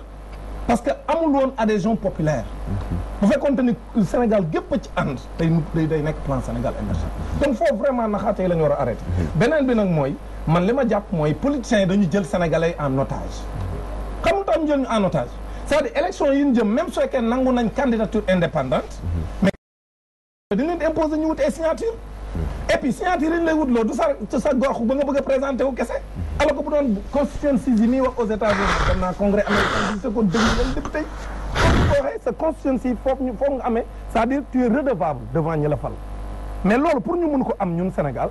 mais il faut ñu am ay circonscription électorale yoo xam ne ku fay jóge mais yow ñëwoo fi pour nekkal fi kenn da nga fay nekk pour ña la fal mais bu fekkente ne yow pour nga falu dañ naan la il faut nga am sur cette région xaw ma ñaata signature 30 000 je ne sais pas signature mais foo koy jëlee man su mu fekkee ne damaa bëgg a nekk député Matam wala ma bëgg a nekk député Kébémer dëkk Ngumba Ngeewul par exemple mais bu ma bëggee wutloo ay signature waa Ziguinchor duñ ma ko jox parce que xamuñu ma mais loolu mooy jox la dara rocci waat ko c'est-à-dire que ñoom affaire naxaatee xam nga lañ bëgg mooy les appareils politiques ñoom rek ñooy nekk candidat c'est-à-dire créé nañ ko même suñ ko mayee nit ñi dëgëral nañ ko dëgëral boo xam ne teg ci ay ndëgg sërëx yoo xam ni yow pour nga mën a nekk candidat indépendant pour am doole mënta ne parce que au niveau national kenn xamu la li baax mooy nga ne man bii circonscription électorale laay bokk parce que xam nañ ma fa représenté naa fa dara te gis nga loolu jël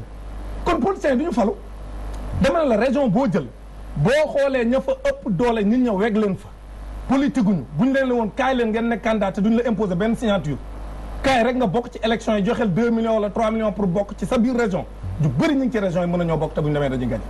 mais lu tax ñu ragal ko mooy bu ñu ko defee dañuy am assemblée nationale bu plurielle boo xam ne ña fay ñëw kenn tànnu leen koo xam ni yow yaa leen tànn sa coobare bopp mais askan wan jóge moo leen tànn donc lii mooy réforme yi nga xam mënul xaar tax na ñeneen ñu wuti parrainage ci parti politique yi effectivement loolu cette liste yi jeex yooyu yëpp day jeex loolu nag buñ ko bëggee parce que circonscription bu nekk dañuy am seen genre élection comme ni nga ko waxee sànq bu ko defee képp ku fa génn ñooñu ngay représenté ñoom ñëpp ñu daje nag former assemblée ñooñu dañuy am pouvoir contrôler l'action du gouvernement dañuy am pouvoir voter ay loi proposer ay loi ba nga xam li ngay wax nii sànq njàng mi su nasaxee ba nga xam ne grève yu bari na ñoom danañ jël seen responsabilité woo ministre de l'éducation ne ko jox nañ la 380 nangam milliards par an lu mat ñeenti at juróom-benn at muy nangami milliards loo ci liggéey ak lan nga def lan mooy sa bilan lii jàngalekat yi di ñaxtu ak lan nga ci war a def woo ministère des finances ñoom ñëpp ku ci ne ñu expliqué wu devant le peuple bu ko defee boobaa peuple bi dina mën a arbitrer mais bu fekkee assemblée nationale la boo xam si bu jàngalekat yi taxawee nga taxaw ni voilà ñun motion de soutien au ministre de l'éducation alors que ministre de l'éducation boobu xaalis boobu ñu ko jox yéen a ko voté xaalis boobu ngeen ko jox pour mu doxal secteur am doxul te yéen woowu leen ko càmbar ko xool lu tax moom loolu ñu ko jox doxul santé la même chose duñ ko woo mu ñëw ñu ne ko yow kat pëccëxoo gi bari na ce secteur te ñoo la voté loon suñu budget yow ana xaalis boobu ñu la voté loon loo ci def loolu assemblée bu mel noonu bu fekkee ñun mun ñu ko am parce que député fa nekk danoo def ñu dàq la beneen législature dootoo bokk ah man loolu ma ko defee gars yi daañu def ni président di woo nga assemblée di la contre de léegi donc man naa ragal bu ministre ba ñëwee ma raay ko et puis système bi ñu def actuellement premier ministre mooy ñëw ministre yi wër ko ministre bi bu ñu posé benn question ñu jox ministre tel ñu jox ko 1 minute 2 minutes bu expliqué jeex na alors que quand même moom mooy recul yi nga xam ne moom moo am ci réew mi te wërta continuer man li ma jàpp mooy dañuy taxaw man damaa gëm ne comme ni ko la fi waxee bu ndox tuuroo an baqa des déedéet dañuy rooti waat dañuy dindi lii fi nekk refonder le système institutionnel du Sénégal ba nga xam ne dañuy am des institutions fortes am assemblée nationale bu dëgër ba nga xam ne réformette yi fi amoon nii ak révision yu caaxaan yi fi amoon ci régime yi fi jàll ñu tege ko ne indi révision réforme bu refonder tout le système ba nga xam ni dinañ permettre ku bëgg a nekk candidat yow mi Fatick boo fa amee doole ñu bëgg laa fal nga dem fa taxaw falu c'est même boo yor ay moyens yi gis nañ ci yow valeurs yi tax nga war leen mën représenter ñu dem ñu fal la te doo jaar ci benn part loolu mooy tax ñu mën a am des institutions fortes mais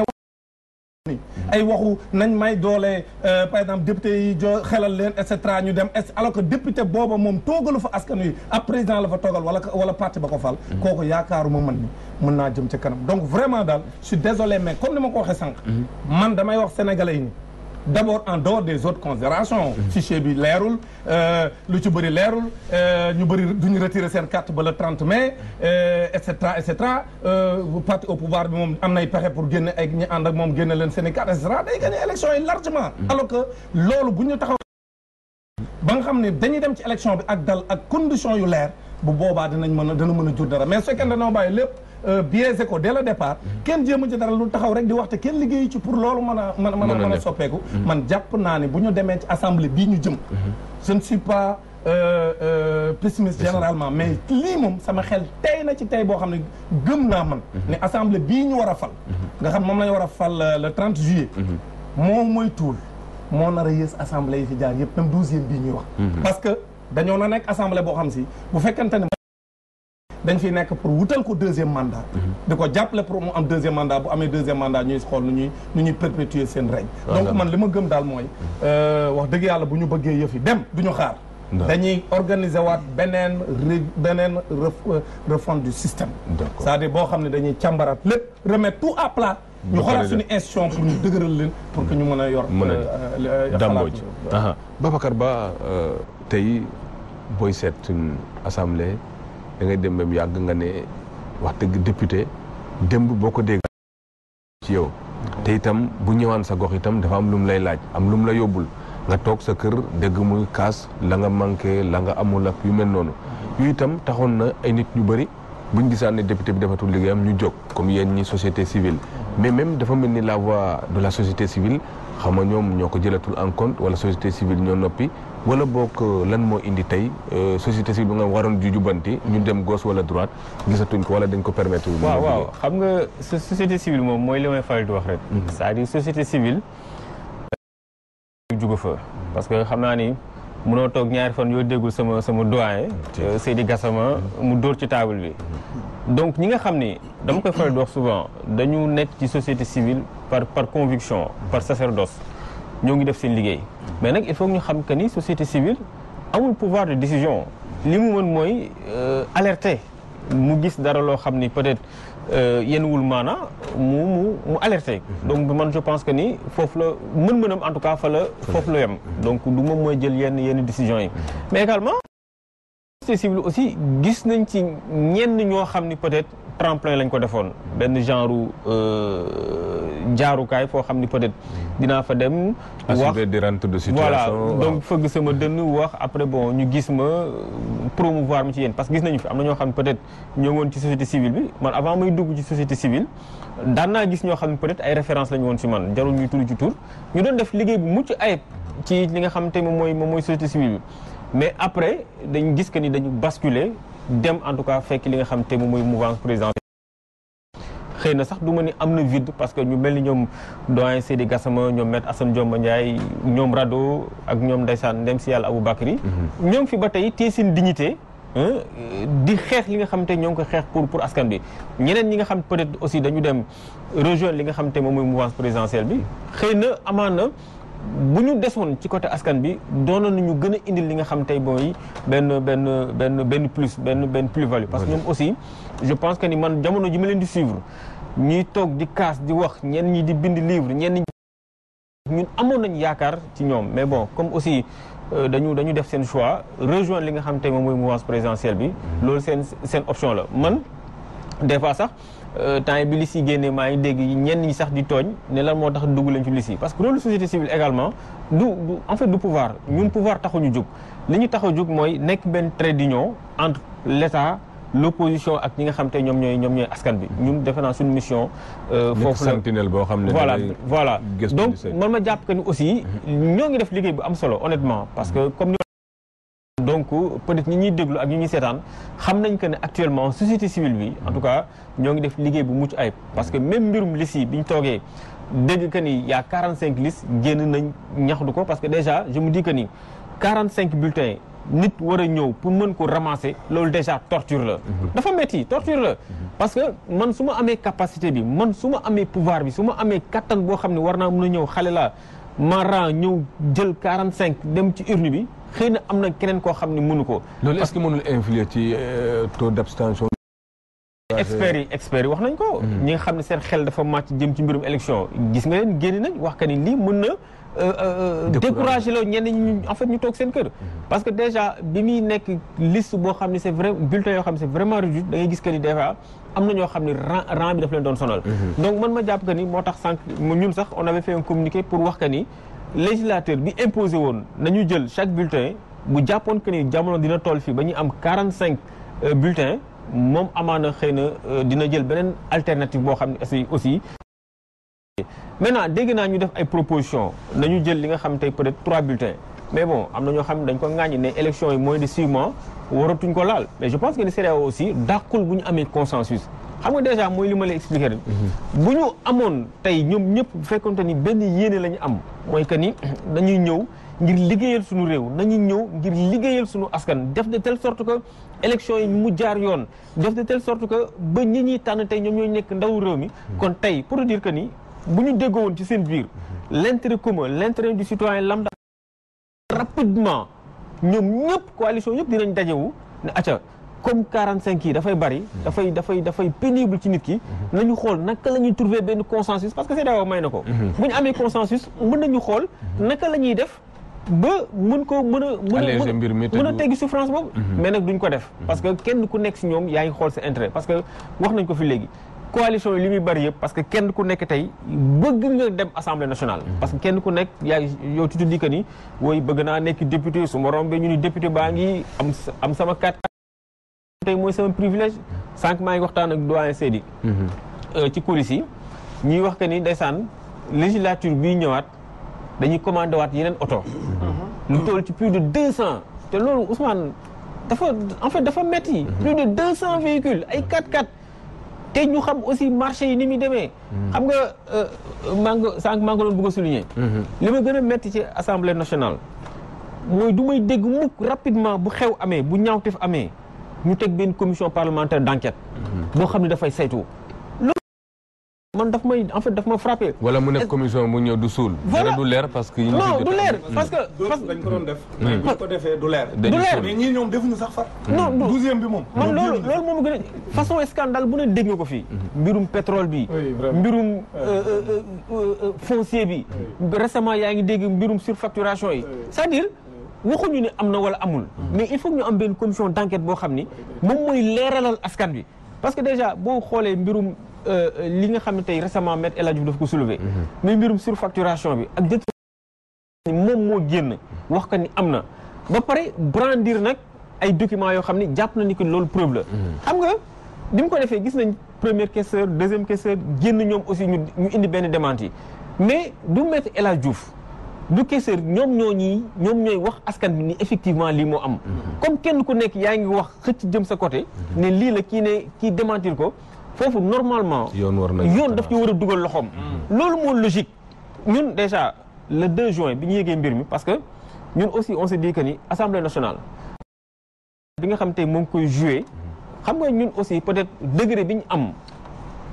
cofeel gi ñu am ci institution yi ak ni leen xamee xëy na kenn ku nekk si ñun xam ko doyen Seydi mën na xam colosu Assemblée nationale Mbodj ainsi de suite kenn ku nekk si ñun parce que peut-être am nañu chance jàng lan mooy institution donc ñun bi ñu mënuñu comprendre lu yem ni institution boobu wax naa ko mooy ñaareelu institution bi gën a am solo ci réew mi mar d'état le président de la République bu tële woon c'est le président de l'Assemblée nationale moom mooy assurer destinée réew mi kon loolu dafa nekk institution boo xam ne dafa am solo ci suñu système politique donc mënuñu toog dégg facturation yoo xam ne ça toll boo ko cumulé ci ay centaines de millions la mënuñu comprendre dégg ni Assemblée nationale boobu dafa am ay détournement de deniers publics donc ñun moo tax automatiquement on avait adressé une requête aux fins d'ouverture d'une information judiciaire auprès du procureur depuis le 2 juin parce que Maître El Hadji Diouf moo ngi génn brandir documents yi mode de preuve yi mu yor le premier bi ñu xëyee ci suba sax dañ ni woote réunion ne lii dafa graaw donc il faut que le citoyen lambda ñu leeralal ko sur la gestion en tout cas de ses ressources financières Mbodj wax na ko léegi xaalis ba nekk Assemblée nationale bi la xaalisu marchand ambulant bi la dafay fay batante xaalisu commerçant bi la ñun ñëpp suñu xaalis la donc ci loolu la ñuy fonctionner moo tax ñu ni ko lii nañ ko leeral mais procureur bi ñu ko jébalee li nga xam tey moom mooy requête bi ba le 12 amuñu benn suite dégguñu dara le 13 ci lañ jël décision ne dinañ saisir ki nga xam tey moom mooy OFNAC moo tax le 13 dañuy yóbbu aussi OFNAC benn plainte benn dénonciation ne ko OFNAC madame la présidente bu ñu sañoon la nga xam ne tey ñoo ngi koy wax assemblée nationale scandale ba ñu fay wax bu ñu sañoon ngeen dem ngeen saytu ko parce que aussi kuy wax surfacturation foo déggee surfacturation fraude la OFNAC ci mission am dafay lutter contre la fraude ñun ko dem leen ngeen saytu bu ngeen saytoo ñu xool effectivement est-ce que révélation yi nga xam tey Maître El Hadji Diouf def na ko est-ce que lu am la wala lu amul parce que bu amee bu dee lu am la délit dafa am te nag délit moom fu mu amee infraction fu mu amee il faut forcément que l'action publique soit déclenchée te action publique moom bu ñu ko déclenché ci la ñuy mën a xam donc mbir mi fan la féetee ma daanelee fenn xam nga ñoo ngi wax ay réformes loolu lépp dafa am solo mais man dama jàpp que ni bis bu ñuy réformer nañu xoolaat li nga xam ne tey moom mooy privilège parce que coow li yëpp Ousmane ñii mer ñii xeex di frustré yëpp parce que privilège yi ñu teg seen bët assemblée nationale la du leneen sànq maa ngi waxtaan ak doyen ci coulisses yi mu ni ma est-ce que sax duñu dem ba proposer que député ñu leen di fay par session loolu pour man proposition bu pertinente la oto yi également yi nga xam ni législature bu jeex rek ñay dem dañuy yóbbaale seen oto mais oto yooyu dañ ko fa bàyyi beneen législature bu ñëwee ñu utiliser les mêmes voitures bu ñu demee ba gis que ni nag effectivement oto yi wax dëgg yàlla mënatul dem ñu en fait ñu te nag ñu saytu li nga xam tey moom mooy passation marché yi et puis c'est vraiment dommage que Assemblée nationale amul benn organe de contrôle boo xam ni dina saytu la en fait la fa nekk parce que code des marchés déjà da ngay jékki-jékki ñu Assemblée nationale commandé nañ 200 véhicules mais passation de marché ba ak bonne entreprise moo ko yor loolu kenn xamul askan bi amul kenn koo xam ni mën nga ci am benn idée. transparence bi ngi soxla daal amul en fait te ñoom ñoo war a defaat transparence mais ñoom normalement ñoom ñoo war a nekk exemple assemblée nationale du gouvernement ñoom ñooy voté texte de loi ñoom ñooy voté budget donc je me dis que ni transparence bi foofu la war a démarrer donc ma gëm que ni déjà les organes de contrôle war nañu def de telle sorte que ñu saytu la nga xam tey en fait assemblée nationale moom lay doxee ci wàllu transparence. Babacar Ba Kadiali Diakité assemblée nationale kon nekk institution boo xam ne dafa fondamental nekk bu central mais war a am relation itam ak yeneen institutions yi parce que liggéeyam moo ko laaj day contrôler ñële itam mu leen di jébal ay liggéey maanaam ay loi mu justice bi mais mu mel ni relation boobu relation de dépendance la bu dem ba nit ñi sax léeg-léeg ñu ne est gouverné par l'exécutif l'assemblée est gouvernée par l'exécutif ci séparation de pouvoir boobu chambre d'enregistrement kese la waaw loolu est-ce que tey nit mën na tey taxawaay bu mën a tax ñu dagg cordon ombilical boobu waaw xam nga li ñuy waxee wàcc daana ko gën a gaaw bi ñu tàmbalee waxtaan fi ba léegi presque ñun ñëpp jubaloon ci kàddu ci loo xam ne lu indispensable loo xam ne kenn mënu koo ñàkk a def kon tey jii bu ñu toogee fii dañuy wax leneen mais duñ nekk di wax lii parce que lii ñuy wax fi tey lu tey lañ ko commencé wax Sénégal bu nekk Sénégal ba léegi ñu ngi koy wax nañ ko fu nekk ñu koy wax aussi jiitu ñi jiitu bari nañ ñoo xam ne wax nañ ko ñun ñu ngi koy wax te après ñun dañ ko wax aussi ñu ko ne di ko wax Sénégal wax bi moom du sotti li am solo moo di Mbodj wax na ko Gassama wax na ko Babacar wax na ko man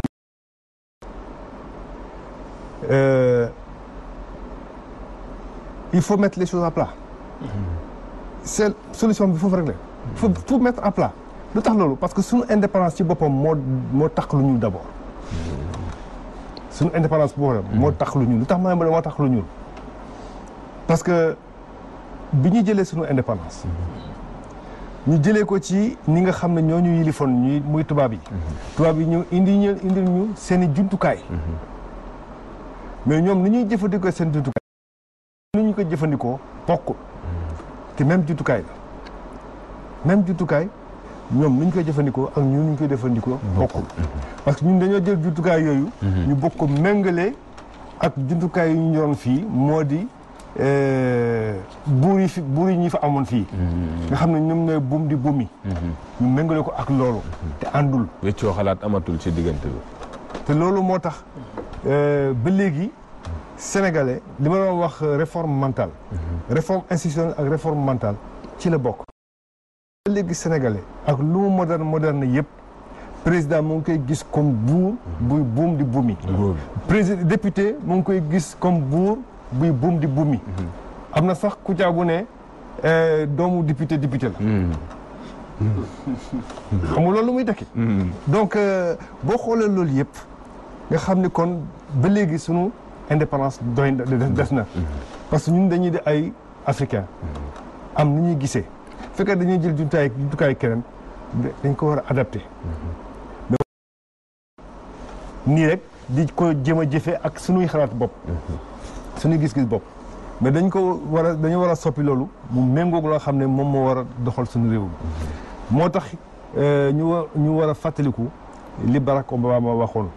ne Afrique wax dëgg yàlla li mu soxla mooy ay institution yu am doole mais soxlawul ay nit yu am doole parce que boo amee nit bu am doole boobu dafa am li koy yee ci biir réew mi ak ci biti réew mi parce que boo amee li ci biti réew mi moo ko ëpp doole bu ko yeewoo dootu mun def lu mu war a def ci réew mi ci biir réew mi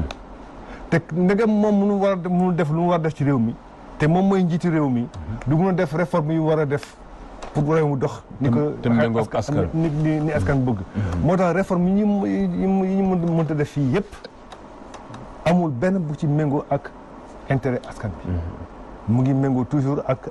intérêt ñi nga xam ne ñoo ŋànk réew mi intérêt ki ŋànk réew mi du forcément intérêt kii du forcément malgré que ñoom itam ci réew mi lañ bokk mais forcément bokkul donc comme ñoom ñoo am doole ñoom ñooy buum di buum mi donc ji ci biti ci ñoom la ñuy sukkandikoo pour am lu leen neex ci réew mi te tant que loolu mu ngi am moom tam mënul soppeeku ñëw naan damay soppi ci biir réew mi loo xam ne dana tax askan bi am doole parce que doole boobu moo tax man ma nekk fii doole askan boobu moo tax man ma nekk fii doole askan boobu moo tax député yi nekk fii doole askan boobu moo tax yeneen institution nekk fii seetal benn Donald Trump bi mu faral léegi ak réew mu mel ni États-Unis ak nu ñu amee doole ak seen président nu mu amee doole kan moo ko sonal actuellement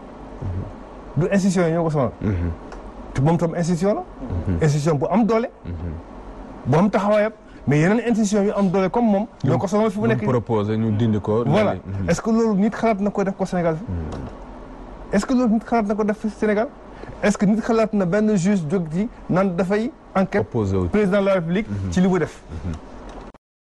pour tuumal ko ci loo xam ne def na ko loo xam ne jaarul yoon méngoowul ak sartu réew mi ñu war ko tuumal ci loolu war ko naan jàpp ci loolu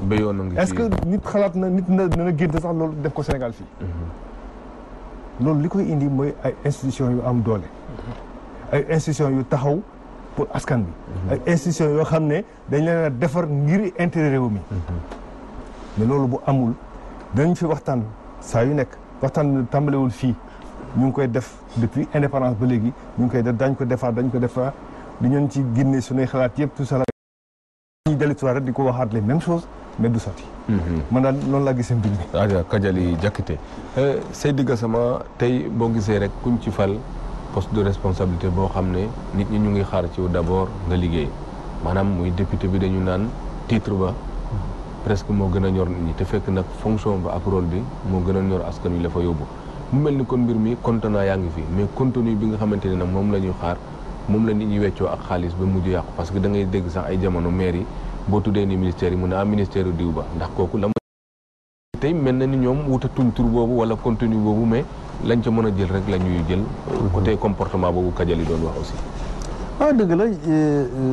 Kadiali wax na ko il faut vraiment tout mettre à plat man dama defee ne tey soo seetee classe politique bi soxlawul tuumal ñi nekk ci nguur même dans l'opposition ñoom ñëpp a ànd pour que statu quo bi mën a nekk fii muy opposants yi moo ñu nekk au pouvoir ñu ànd pour maintenir le statu quo ndax soo seetee man su ma jëlee wàllu justice rek Abdoulaye bi mu nekkee ci année opposant ci année 90 yi flagrant délit perpétuel moom lañ ko doon tuumale jàpp dugal kaso nee na man bu ma nekkee président mais procureur dina dagg bu ba nekk ci diggante ak ministère de la justice waaye bi mu ñëwee nekk pouvoir amul kenn ku gën a utiliser procureur qu'Abdoulaye Wade amul kenn ku gën a interdire ay manifestations qu'Abdoulaye Wade mooy les manifestations préélectorales de 2012 ñi fi nekk tey ñaan ñu organiser assise nationale du ñoom la même si Macky Sall bokk ci waaye signé na charte bi entre les deux tours pour que ñu mun ko jàppale dafa signé charte bi loolu moo def ci ànd mais assise nationale soo xoolee c'était pas parfait am na ay propositions am solo yoo xam ne ñoo woon ci biir waaw bi ñu toogee au pouvoir lan la ñu appliqué ñi nga xam ne ñoom ñoo financé assises yi promouvoir assises yi Moustapha Niasse ak Tanor mais kenn déggu la ñu wax ci loolu mooy classe politique bi on n'a rien à attendre d'eux c'est une classe politique boo xam ne li leen intéressé mooy pàccoo alalu réew mi ñoom ñëpp ci yem kenn terewul moromam kon changement bi ngeen moom la ñuy wax fii li ko mën a andi mooy citoyen yi li xewoon Roumanie ak ñeneen réew ak léegi le 23 juin genre mouvement yooyu moo mun a andi ay changement yu am solo ci biir réew mi waaye yaakaar ne pour si nañu toog dafay changement yoo xam ne ñoom dina tax be bees bu ñu faloo du ñu nguuroo maanaam duñ ci mën a am ay oto yu rafet am ay kër yu rafet seddoo alalu réew mi loolu bu ko xaar ci ñoom kon conscience citoyenne bi je crois que moom la ñu war a développer fii ci biir Sénégal dañ ko war a développer société civile am na rôle bu ñu ci war a jouer am na rôle bu ñu ci war a jouer presse bi am na rôle bu ñu ci war a jouer na rôle bu rëy depuis 2000 waaye des na encore te il faut que presse bi surtout la presse indépendante il faut que ñu mun ko dëgëral. waaw je vais arriver. dañ ko war a dëgëral. waaw gis nañu ni que tamit presse indépendante bi. tey mu ngi mujj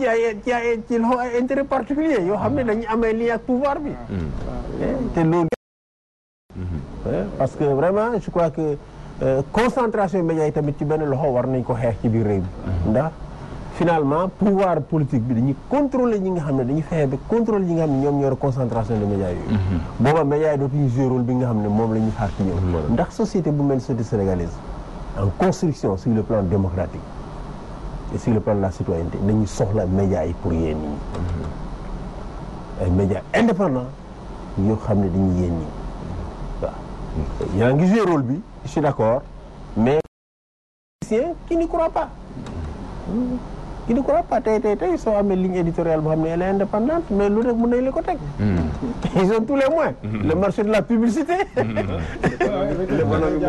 voilà donc vraiment je crois que liggéey bi vraiment war nañ ko continuer ñi mel ni Y'en a marre ñu mel ni ak ñeneen vraiment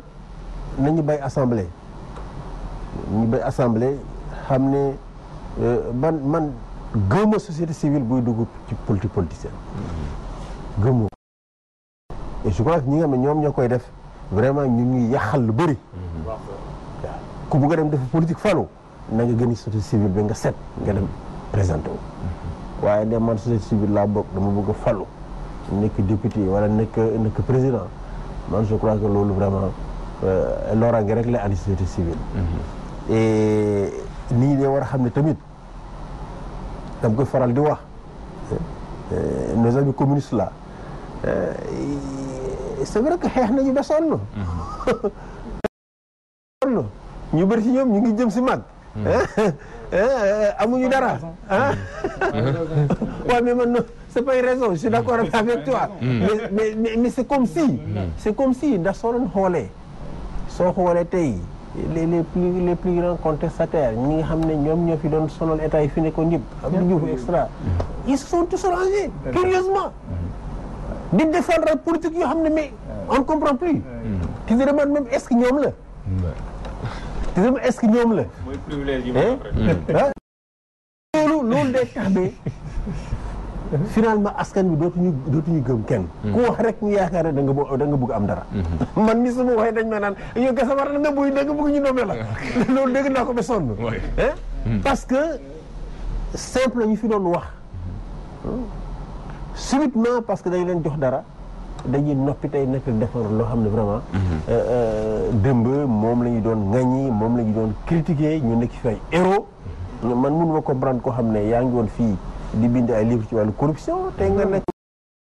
ñu affaire corruption mais nga noppi non seulement da ngay noppi mais da ngay défendre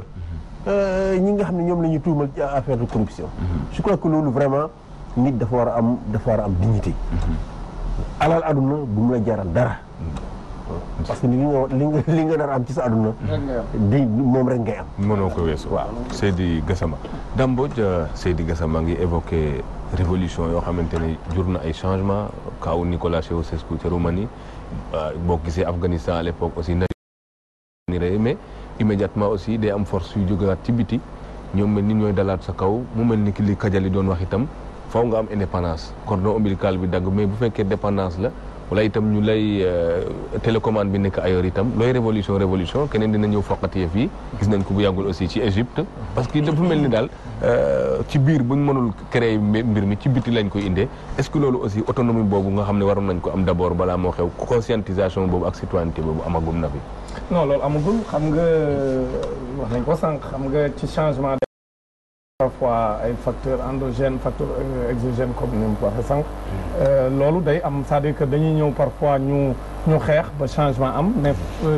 raison yi mu joxe sànq bokk na ci da ngay gis nit koo xam ne day xeex ba changement am mu dévoyer changement bi nga xam ne amoon na parce que bala ñuy wax beneen réew nañu wax rek le 23 juin fii Sénégal c'est-à-dire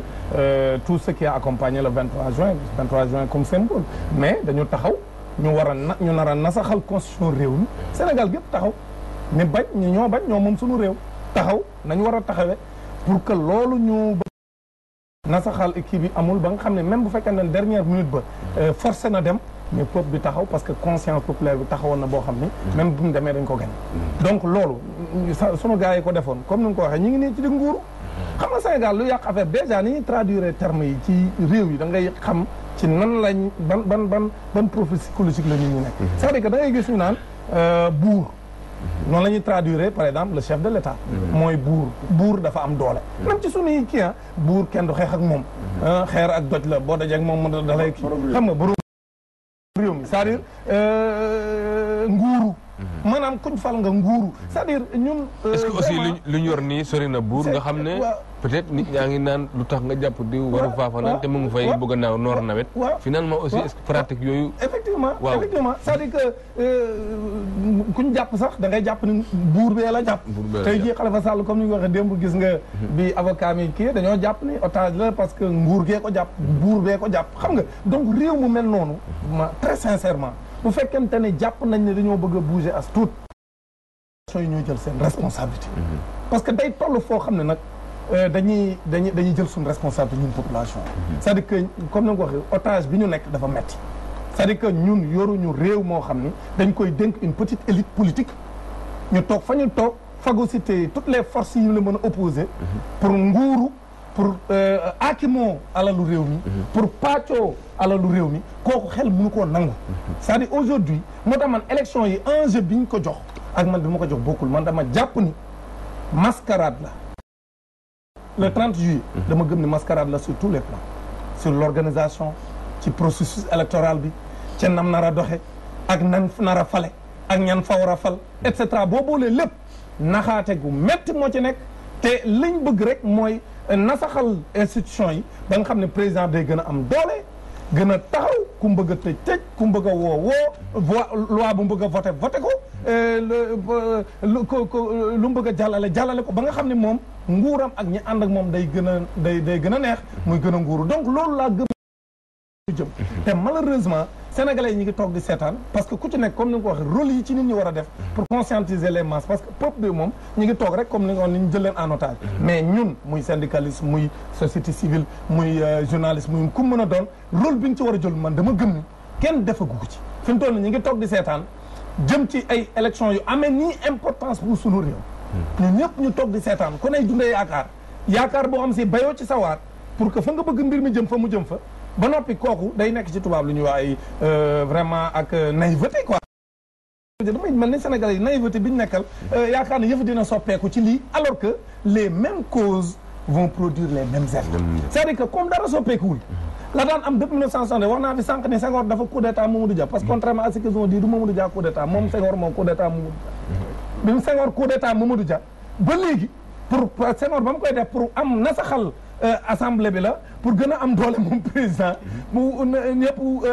nekk sous ses ordres ba mu ko defee léegi ñi ko fi wuutu comme ni mu ko waxee même bu ñu ko ŋàññee ba wuutu ko ka ko wuutu moom ka ca toppaat ku ci nekk boo ñëwee la nga doon ŋàññi moom nga fay ba xamul tax parce que day gis ni kii ma doon ŋàññi lii da koo defoon pour gën a am doole te comme man damay nguuru buur laa comme noonu lañ conception boobu lañ am ñun ci kii jiite réew mi léegi mooy bu ñëwee day boo faat ci la nga xam ne moom la doon kaas bu ko defee moom it bu ko fi remplacer moo tax ma gëm ni ñoom ñëpp ñoo yem c'est-à-dire que aujourd'hui il faut ñu am vraiment une nouvelle classe politique boo xam ne day ñëw fekk fi ay institutions yu bees yoo xam dañ koy tënk ci li nga xam ne moom mooy rëq-rëq yeeg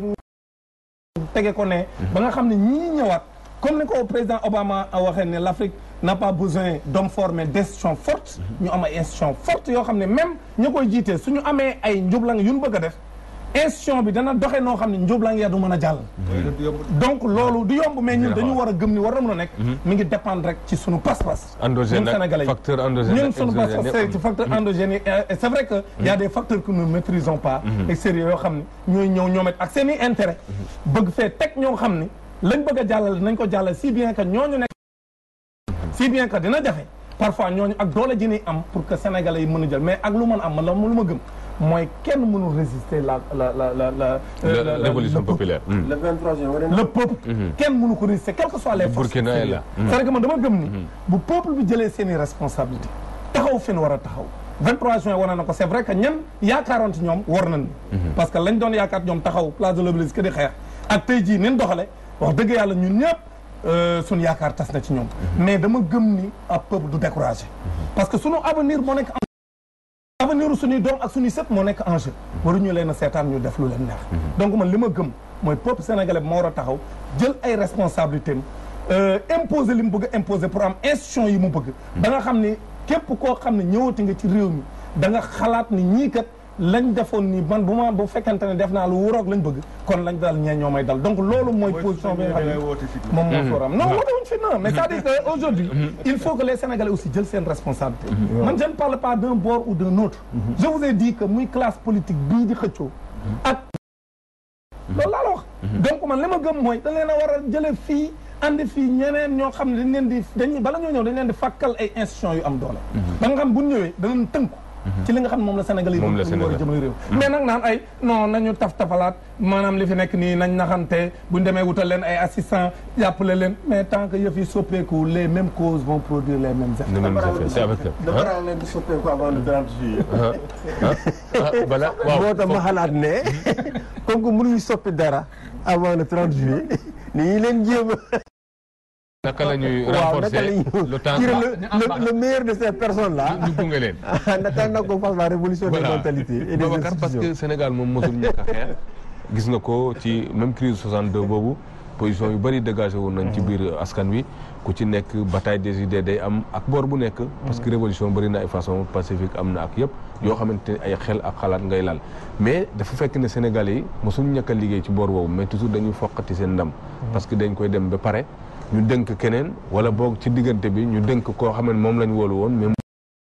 mu war leen ci yooyu nag garde-fou yooyu nga xamante ne waroon nañ ko taxawal institution moo ko mënoon joxe mais yow gis nga ne ci institution yooyu yow rawatina yow juriste nga xam nga ne ci côté justice beeg yooyu séparation des pouvoirs bi ci waroon am da ngay dégg sax ñu ne la président kenn gënu ko ubbi na kaso yi gone yëpp libéré nañ buñ jàppee homme politique mu ne président yoonam nekkul ci yow ci affaire justice kooku dafa def tooxi doon yoon mooy def liggéeyam kon mbir moomu nga xam ne mélange boobu ak confusion boobu itam naka lañ ci mën a séparer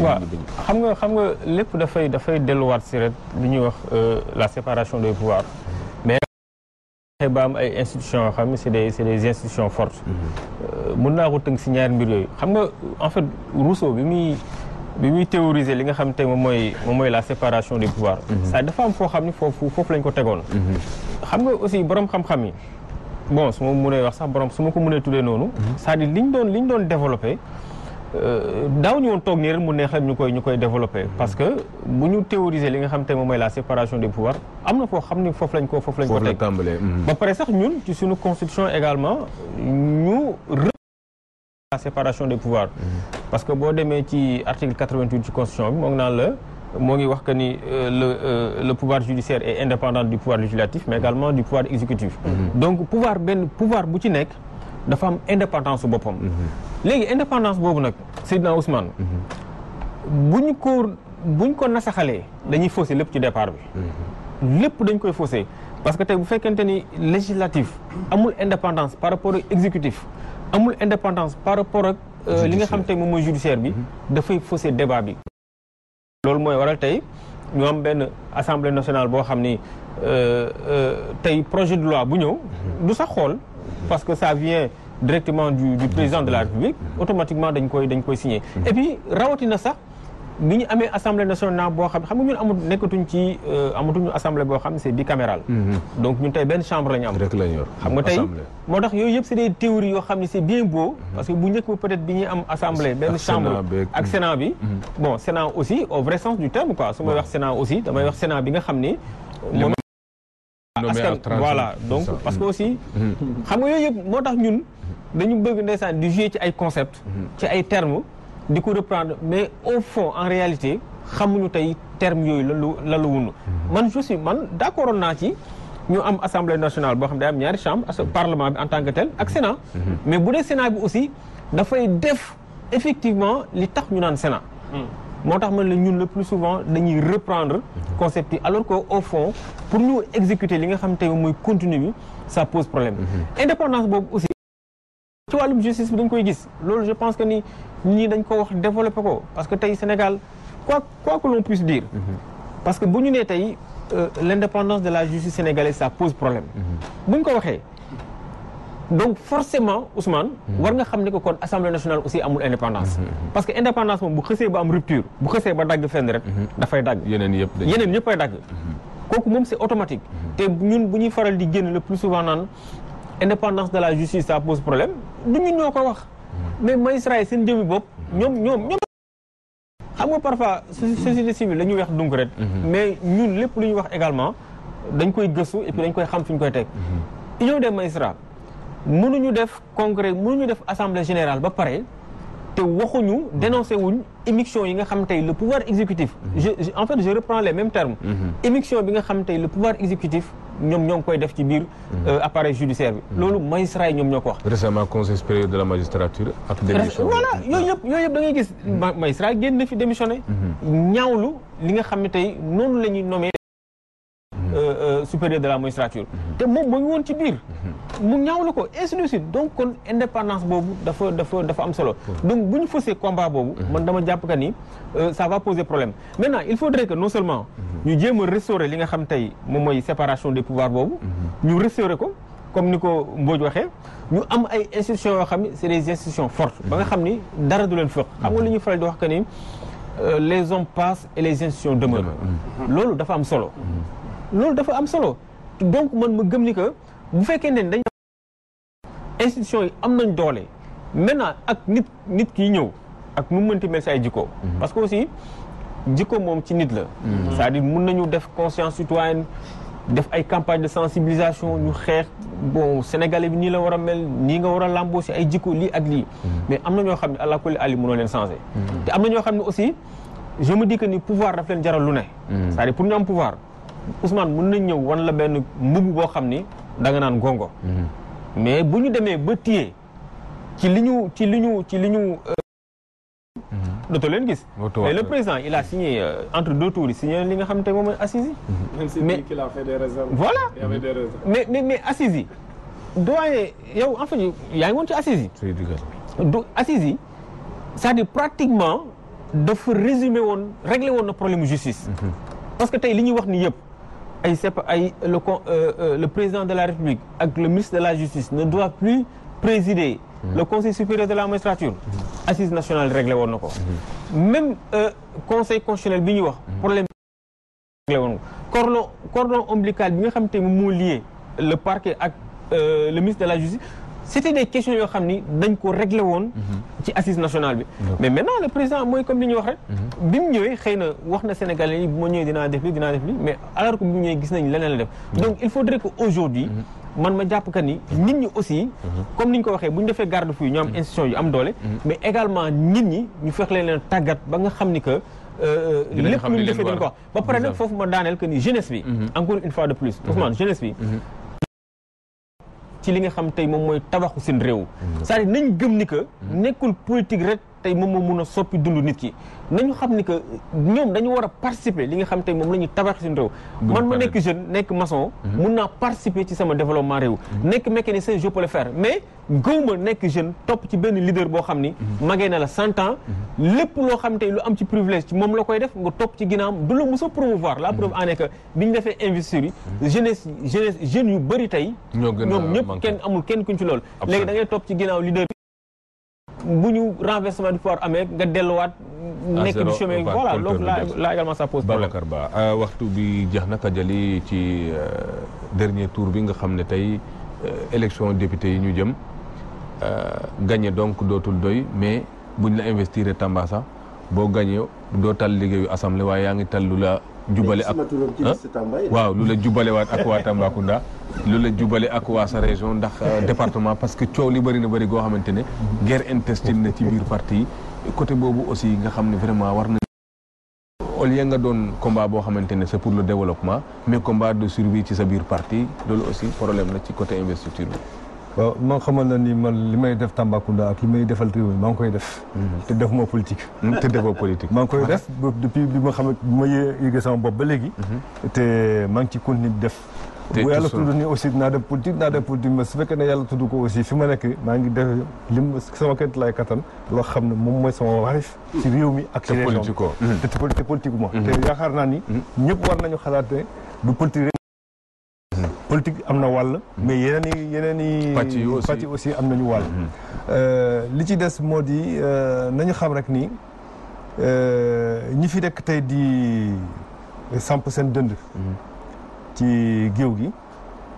ñoom i nen la mënuma ne askan bi bokk ci parce que am na askan bu leen topp yoo xam ne xëy na ñoom ñoo méngoo gis-gis wala boog dafa dañ ñoo xam ne dañoo xaw a réere mbir ci ñoom mais ñi fi nekk ñii léew ñi fi nekk yëpp ak nekk ci nguur gi ak ñi nekkagul ci nguur gi yëpp même kii la parce que ñi fi nekkoon démb ñi nekkoon fi démb ñoo nekk ci opposition bi tey ñi nekk ci nguur gi tey ñoo nekkoon ci opposition ensuite ñi nekk ci opposition tey xëy na suba ñooy ñëwaat nekk ci pouvoir bi mais pour nga gis pouvoir bu bees tax dana jafe boo xoolee ñun bi ñu juddoo ba léegi man ñu ngi juddoo mais bi ñu amee indépendance ba léegi am na ñoo xam ne ñu ngi doon gis di leen dégg ci politique ba léegi ñu ngi fii ñu fi nekkatul rek yàlla leen fi jëlee mais ñu ngi fi ba léegi te man maa ngi nii retraité naa bu yàgg te man ñooñu maa ngi leen di gis ba léegi ba mu nekkee xale ba léegi maa ngi leen di gis ci politique bi ñi fi nekkul yàlla leen fi jëlee donc ñoom i nen la opposition pouvoir du ñu gën te bu ñu yeesalaate aussi dañuy yeesal seen biir ci seen biir njaboot wala seen biir cercle yu restreint mais pour nga dugg ci cercle boobu aussi dafa jafe donc dafa di loo xam ne dañ ko def nekkatul réew mi kii réew mi dafa nekk léegi ce n'est plus des associations politiques c'est des entreprises politiques avec des chefs d'entreprise politiques nga xam ne ñoom moom seeni entreprise ñoo ciy def seen alal ñu ciy def leen te ba pare ñu ci bëri alalu nguur gi la ñuy jël di ko akimoo ba pare di ko gën a utiliser waat pour gën a mën a faluwaat gën a mën a neexal nit ñi donc alal réew mi la ñuy jël pour fexe ba nit ñi toppaat leen ñu gën a mën a jël ci alal donc mbir mi daal noonu la demee c'est des vases fermés quoi waaw parce que président Macky Sall a ngi wax ne coow lii am ni nit ñi yaakaar ne mënta yàq dara ci am na yaakaar daal ci ndam loo xam ne dina ko ci am waaye mu mel ni réeróo bi itam mu ngi gën a fës petit je crois que c'est vrai que am na député yoo xam ne nekkoon nañu fi ci assemblée te investir ñu leen ñu bëri mun na am ñu def ay vote sanction loolu mënul ñàkk mais je pense que ni nga ko xam yaakaar mu am ay dégâts yu bëri ci biir coalition Kajaar wax na sànq lu am solo mooy alal réew mi la ñuy utiliser pour gën a mun a faluwaat may wax ci loolu rek di wax ne vraiment code électoral daf ko tere l'achat de conscience ak digg ay nit dara pour ñu voter la loolu code électoral daf ci leer daf ko tere te képp ku ko def tu es passible d'une peine de prison de 3 mois et d'une amende de 20 000 francs à 200 000 francs. te pourtant képp koo xam ne tey kon na problème fii. jël ngay saaku ceeb di koy distribuer ay nit wala suukaru koor gis na sax ci réseaux sociaux yi ay saaku ceeb yoo xam ne da ci bind tuuru benn maire. et achat de conscience yoon daf ko tere Sénégal dañu war a xam loolu dañ ko tere. te tamit nit ki di laaj dara pour nga voter ko loolu tamit yoon daf ko tere. te ñu yoon punir achat de conscience de 3 mois 2 ans de prison loolu la punir nga laaj nit ay faveur pour mun ko voter. mais yàlla na xaalis ma voter la. yàlla na fekk ñu appliqué ko parce que loolu mu ngi fiy jàll loolu nag sénégalais ñoom ñoo war a jóg pour ñu appliqué ko. képp koo xam ne ñëw nañu. je crois que waa jàngu bi wax nañu ko cardinal wax na ko. nee na achat de conscience nañ ko bàyyi day yàq démocratie. waaw day yàq démocratie nañ ko bàyyi. li ma ci bëgg a yokk mooy. barke dëmb association Poune yi def nañu sorti. nee na dañuy ragal parce que élection si jotee. ci lañ leen di gën a menacé. d'accord may avertir nag. bépp Poune biñ fi sacrifié. ñu nañu exiger que justice leeral ko. d'accord ku ci impliqué wu même soo faloon nekk ministre wala président. justice dina dal sa kaw. d'accord ñu ngi lay gërëm di la sant Seydi Gassama waxtu bi moo ñu dab waaw non waxtu baa ñu dab waaw Dambodj ñu ngi lay gërëm di la sant damay gërëm rek bon wax ni aussi li mu wax nii d'accord nañ ni lu baax la mais ñi koy def mooy ñi ne ci nguur gi yore seen i moyens ku leen war a contrôler ñoom ñoo leen di fal mooy justice bi donc man gëwuma ni loolu mën na fee jóge parce que ñun ñu ngi jóge ci élection yoo xam ni ñun ñu ngi jóge ci élection yoo xam ni amoon nay achat de conscience kenn mun ci wax parce que effectivement achat de confiance de conscience sénégalais moom moo tàmm loolu c'est-à-dire te li ci ëpp ci parti politique yi ci élection politique yi ñi koy def mooy parti bi nga nekk bi nga xam moo nekk moo am mooy Babacar maa ngi lay gërëm di la sant waaw maa ngi lay gërëm di la sant Kadiali Diakité noonu ëpp naa am kan ngay félicité loolu day Oustaz Mbaye Diaw waaw loolu day dem ci beneen fànn d'accord waaw ñu ngi lay gërëm di la sant waaw di gërëm di sant bu baax a baax Oustaz Assane Diouf mu ñu réalisé l'émission bi di gërëm di sant El Hadj Mamadou Diouf ak mu ñu gunge woon ci wàllu régie ba di gërëm di sant ñu daan teewlu ci seen ki ñu leen di gërëm di leen sant wa salaam jërëjëf